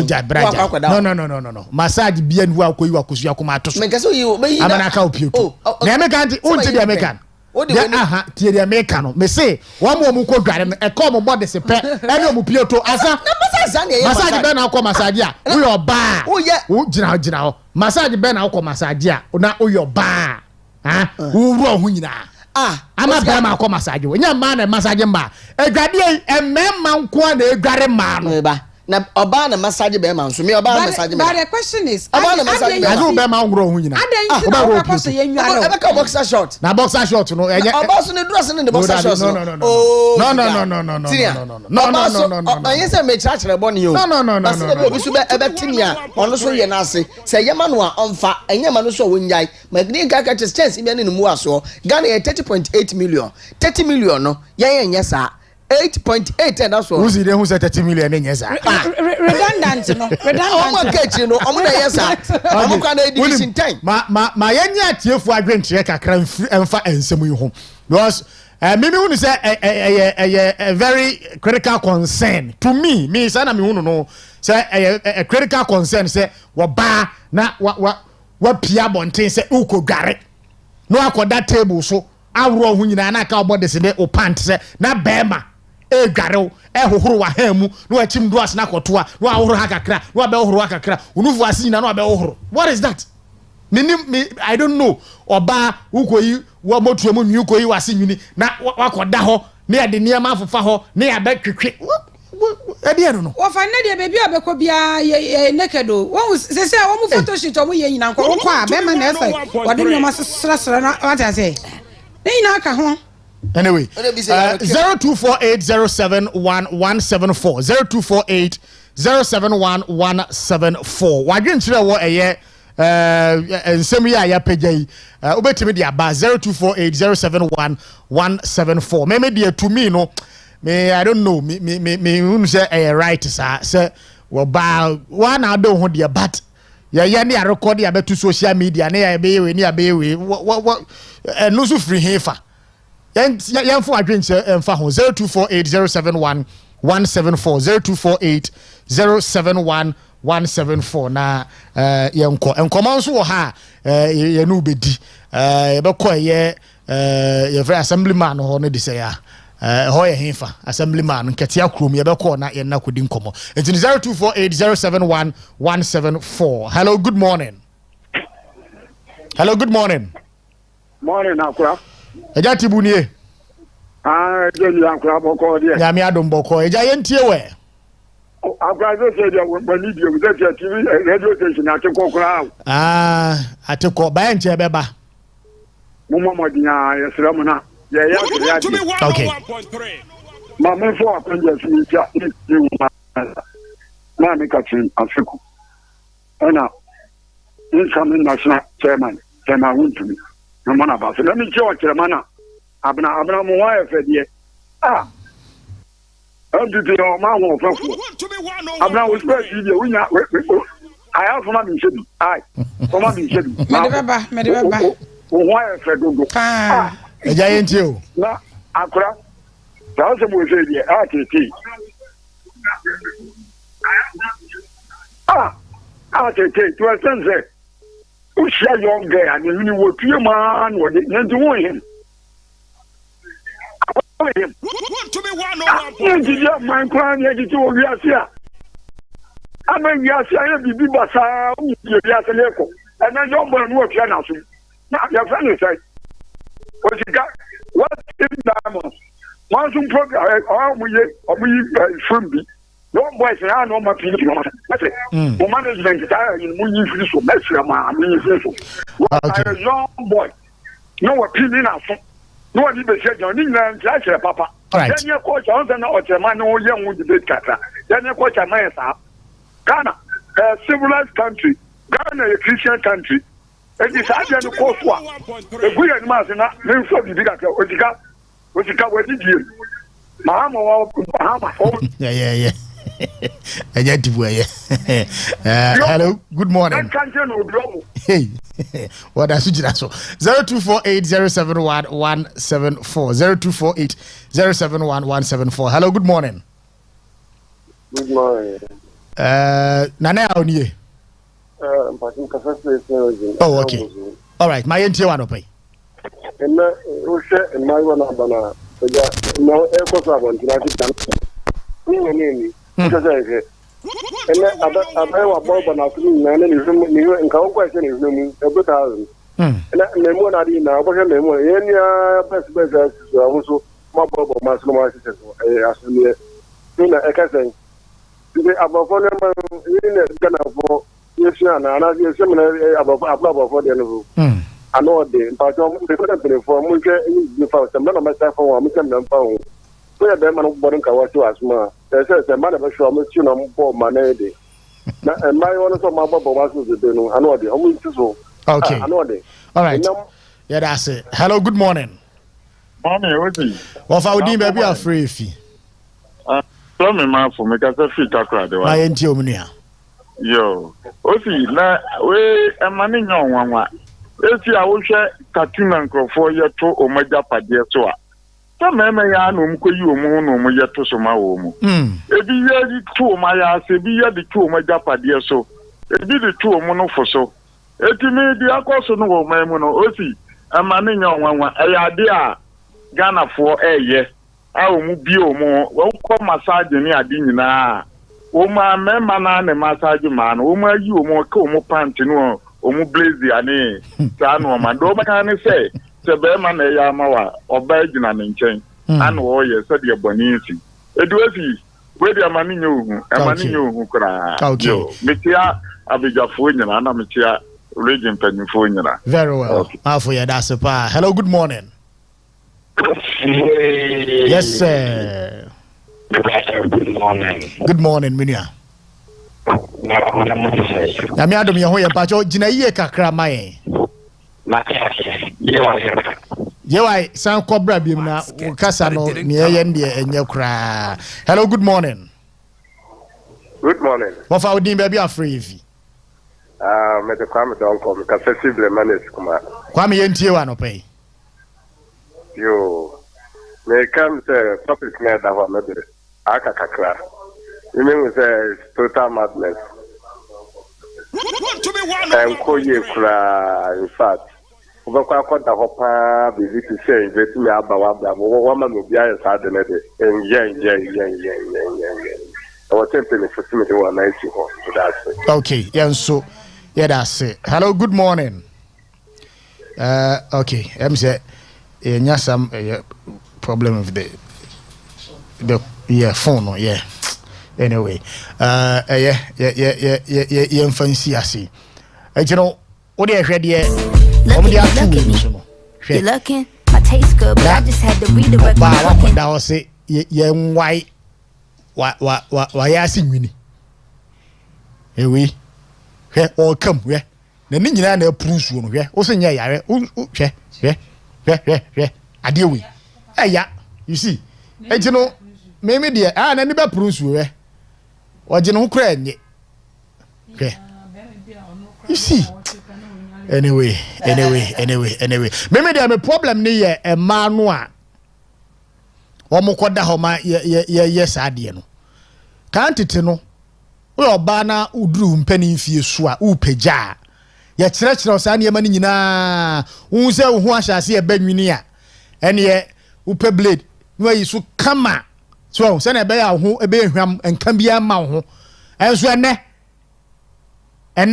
ye de abeto monten so e ba ne se no wo bi eyi wo motuo mu ne wa ya se nwini ma o my Ghana eba ni say waba o se mi ko dware no akoda ho na ye bu nsuo gu so na be ma hohoro ho aka opioto ne ubode sepe free hifa ye eno free hin abna ma minti oni fancy ofa enyo bi wo ho a ema no eya na wo mu eye di impress mema na obi ne ka say ofa be ma no mum na wo no wo ye ye ho eprepra wo ho na we looking nice e dia man be me bi ho no krampo na woche na wonware ye mfa no ho wanti ase wo fa be me bi ho no na woche no na be ma no benya asem wo oni omoti ase e ye wo mu ye bundle to ho aha se en omoti ma wo fa omoti ase be me bi ono enne sei no wakoshe dwaye a be make sure say we dware ba kwa ohoro no we dware ba kwa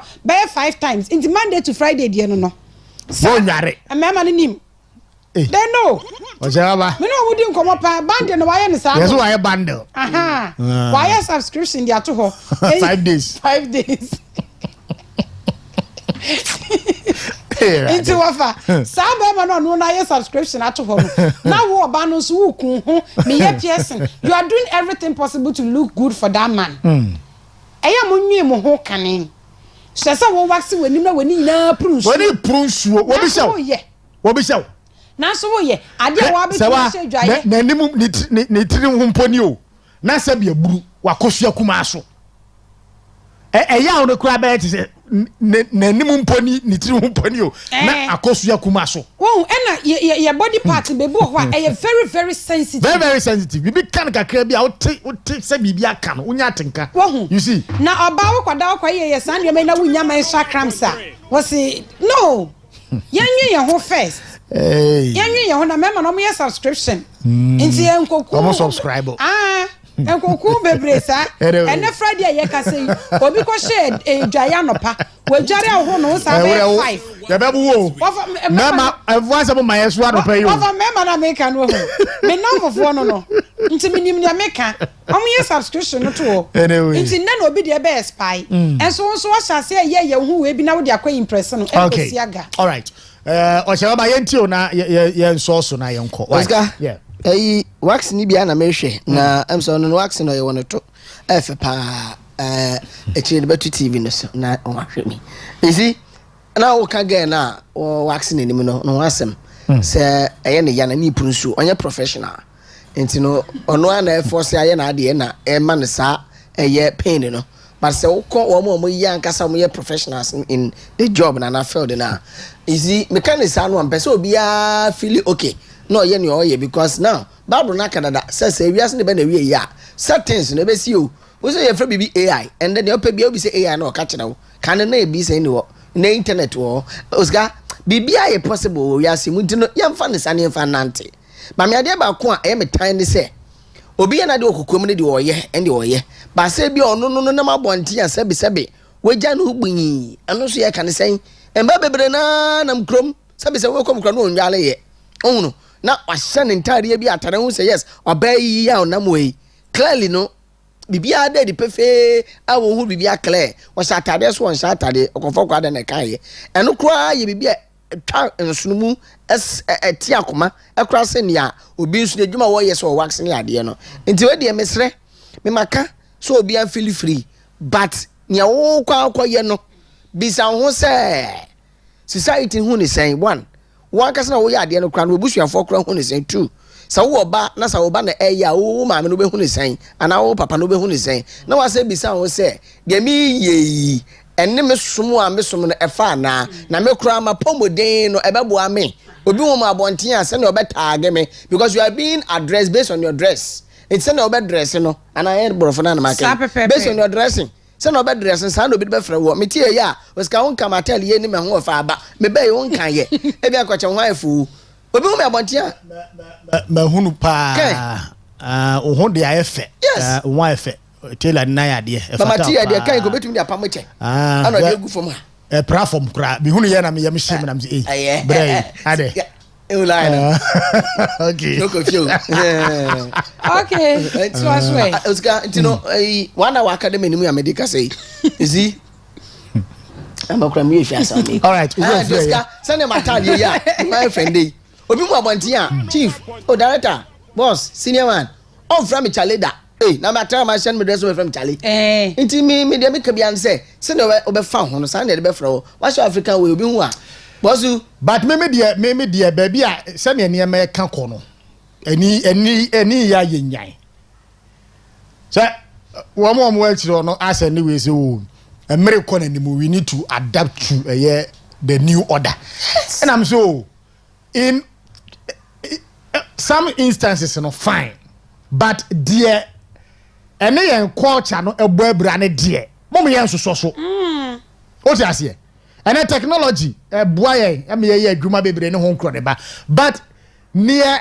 edi wo how bebre yen no o me yen soso so da no da abayiwa minim se wadi 20 years impo a ga fian ya wo ne memma enan yo se memma num edia katima kapen agro na o de abetu Facebook so what is that for François aba so ati ase ti no ade no ba ko be ya sa no ya nka nanimu no e na aginja foforo no so ni bi aba no you see ye ne sa nyina no na emabunu adaachi bi ena mpanimfo ni ho a ye de o ma na eja o mo no wo mo say no woman almost say no because tete no onya ba bia nkoka so bia me matu amu afu makosu akoma so afu ntino me kwa abonten na makomo obi ayama me what is happening say ni bi da you see and the ekono yesoso so duru ba bia ye ntiatia break na emo hunu say de omo ye no enka Ghana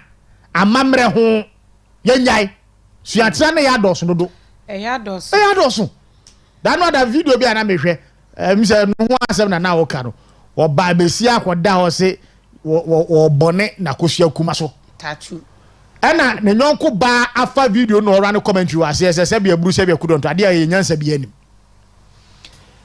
ne fa aye fa ne sei se wo de besi ba bia wo na mo obi abehunu na omo saa ne ma ne yo mo fe no ehunu aka so de wa ye fe meboa na ba bia ade akohyei wa sha atade akata so edino emfaso ben pa ene wo so sanso crack of fire de crash sadia faso ben pa ne wo so faso bia ni so etino ye mmomodin se ene ye sua ye sua wo mo a wo mo wa mono ne no yesua won kwampa so yesua mo kwampa so a ene Ghana mamre no emmo abura wo sadie eno anu na asa na obehwe wo bi a shatade a sabia buru ne bi to fam na aka se won kotonfa ontumi kotonfa aso no de na mountain so na efi a wo share sa atade no firi mu e de pia bonte no empanifo ofie wo a wo ehwe no yantimi ntia no wa ma be ne ya kire ne za no ha wo fa fie bi so obi o yankana asem wo wasoro yankana asem nti ye bi wo wa mpanifo no yana media yana me shadam blame wo mu bebre what you say because ebi na me tukwan aba baby a me ye adwuma me ni nso ti baby me city baby na ma dress basa na me de na obi beka se ni ni antete ni yesu me ni ti ni baby what you say nti ebi wo ya na ye shadam blame mpanifo ni bebre ye genzis no ye ya brabo na kwa bibie wo ho ba ni enyan yo eni enyan wo fa eni enyan me enra so Facebook yi de ni be se me nam so ani enra me go share video bi na radi so for the said the wiase na anu no ho ani wiase no na wo ba kwa akoda ho tie wo hwe me pa na oda wo no an sere fia as jot na eto a wo mo akekere de ama nipa na oda ho no a wo mo de mpa ne ye ewurawura ne to no chese na awose agum me wonte se yada empane no so nyamfiamfia wani bio anu akakraka se pani na yede wuwom what is this ne tunu say ya twetwen anwani bia fi ya kwhye bebi ne yede awo ha what is this ebi no kra fa muwu chese untunu wa nkonkwate ase o ede pa na ya agi wo wiase de na ya agi wonu a wo yes ade an sabia buru unim nyansa che nyame obo wo na nyame nim se wo mouse a shape nu a emwa wo uri be ye nyambra nsam ama wa wie ye nkoye fe enso wo se sa shape na ope ba nu obi na baba wa kama nam ho na sabia buru ne ho nyina asai e de entia wo kopeto tinsuo se srawo wa mo we ya wonam abosi nsuo ne nam ne sre ho saa adai o ya ko kire wana menim so hwe nanim de nipa kra na wo yes obutua anti wo ne nanim de wo nipa su na nkasa no a oyobi a se be opebra bi abo ana da bi nti no ya okofu ko bi am yes ade no but they are part of us but they can't influence us in a way because Charlie adebo na wo bi cry ya o hwe dey say no mesi on pebra pepe bia na abo because to spend such a huge amount of money to do these nasty things but me say you bi so djuma to do mo nya na obi so na be kono akwa ye but sa social media yes enei we celebrity we yes we no it is influencing mofra na eba no we should speak true to it ene we oba na you kakra be to social media so yes celebrity no me pa to hwehwe definition mame ba wo fa wonim ye media so ye media no so crampo ni ye hia how do you call it is it sensitization because wo fa just be 2 to 3 years ni lady be unity e we internet no so ono na ne wo kan se me na me school na me hwene nyefe na me niti sei na ma no aye sei inti menye ska na me de ko ha na me ko all of a sudden na ye media fo ya na ya fresh ani pa na ba betina am platform na woka eno san what are you trying to say are we educating the upcoming so wo munsu nkoye bia na chese se wa utie nkomo ni bia oh yes why celebrity internet business mom pay the definition of a celebrity in fama me why celebrity reduce now pia buba bonti be you hu be go social media e ho anaga na fo asoso sada what is that what kind of nation is this what is this even the word celebrity, someone who is to be celebrated. I say, there will be a celebrity. There will be a famous person. In all sectors and any other sector, be it entertainment, politics, whatever. But I was say, fame now any positive impact on the society and the entire nation at large. Me pacho me ba e na obe ya mo dane sa celebrity na ye kan. Okay, you already atoso ma me da se pa. I think said the word itself, it explains itself. What you say? Because of obi why bibi pepe bia, the person needs to be celebrated. Okay. And you know, the state of being well known.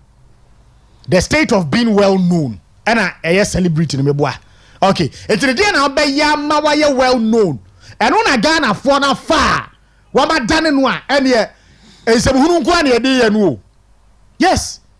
Then how be ya man nipa bebre no ano ede ate wonka na ye hunu wo kwan pasu enye kwan bone su o wa tro no even though wa mfa eye ways na amade but under normal circumstance Ghanaian settings in your culture no say o fa sa kwan pa ne so we don't celebrate people who do wrong.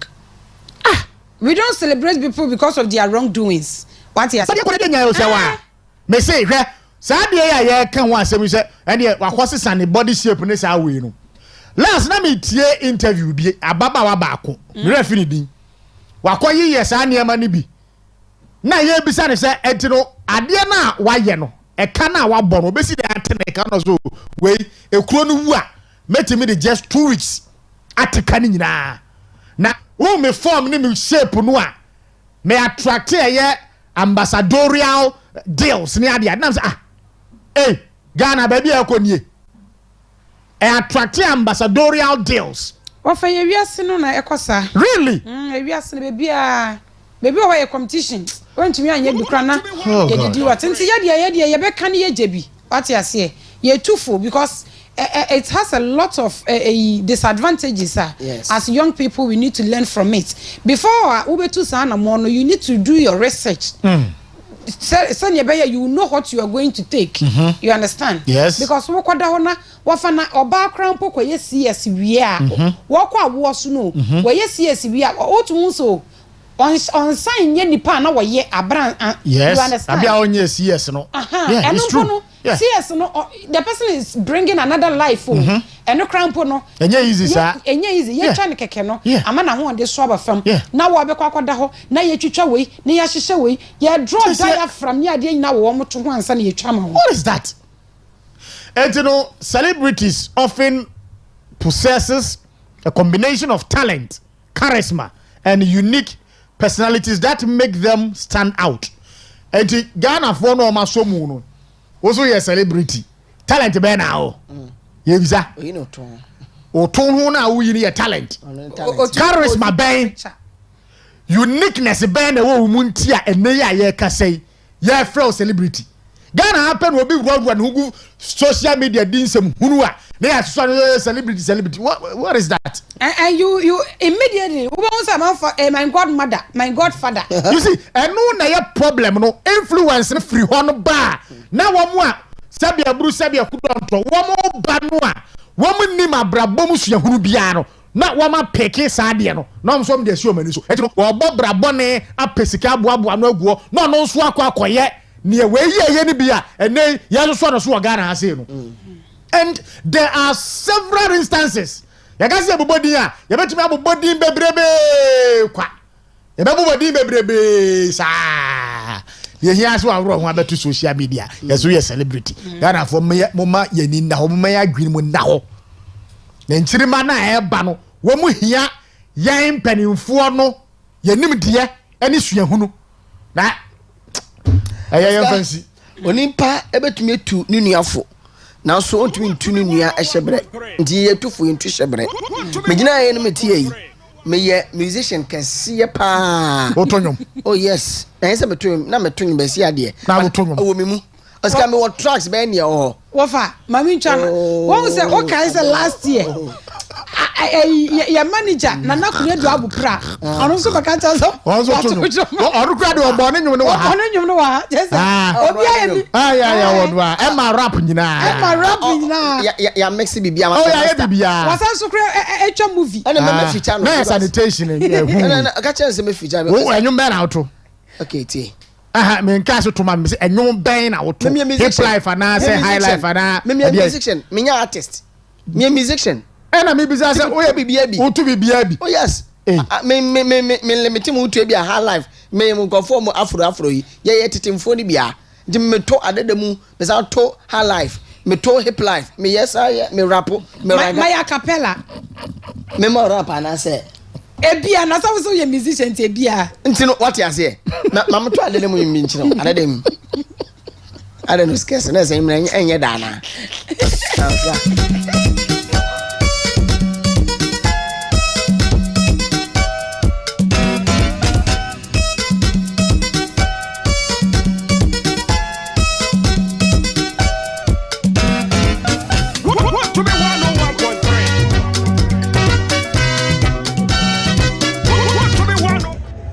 Enti yewie 2024 election meso because say meko thank you to akodasi but thank you to no nipa wo hoi asem mpe nipa wo nipa na pe no asem wo so to nom ene abna se maye ozo maye acapella na u bisare se de wo pede e bi di sese me oba kubi wo so ye musician nti wo tumi ye bi so as a journalist you can say you don't ask say entra mbisa say enum ben woto jana ben hip life high life one wo so tumi nyina afra boa jana no me nto ba ko nja ba ko enti wo se ma acapella acapella beat me nsa so ma beat nka acapella e beat ti wala cho dega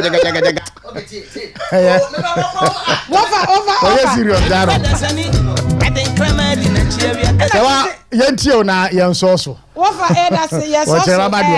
Yenchia yenua. Suraya. Suraya ewo Northern Gold. Your sister station na ewo Tamale. Oso wo hye anope pa na wo enjoy program no. Aha, wo enjoy program no. Eno akire so wofa ma me wish me baby last. Ati ase. Doka sa kwade anani mensa.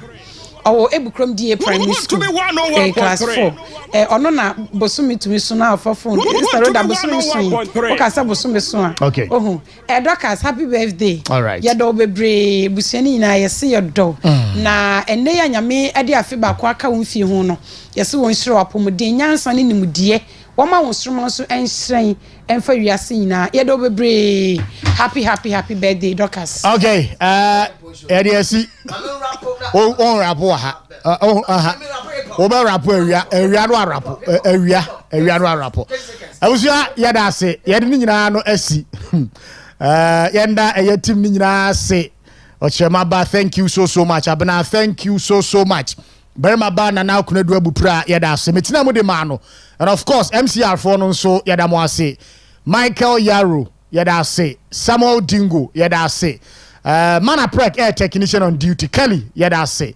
abusia ya me amuso premo to ahia bna se wane ochema ba no momfa awia prem tu bre kase bo emra no nan bo a ochema ba etna se o mane mpuntuo o de beba eduru ho no be ma rapa o de o ma ande me man ma rap bia o nya musician bia e no to no abusia ye so de ka nyina ne se wo hia onu asrekere no chia no nipa nsehwe ye nche na the ped 6 feet adaka tia dum ye ne a adwoada ye be hia ne ato aso good morning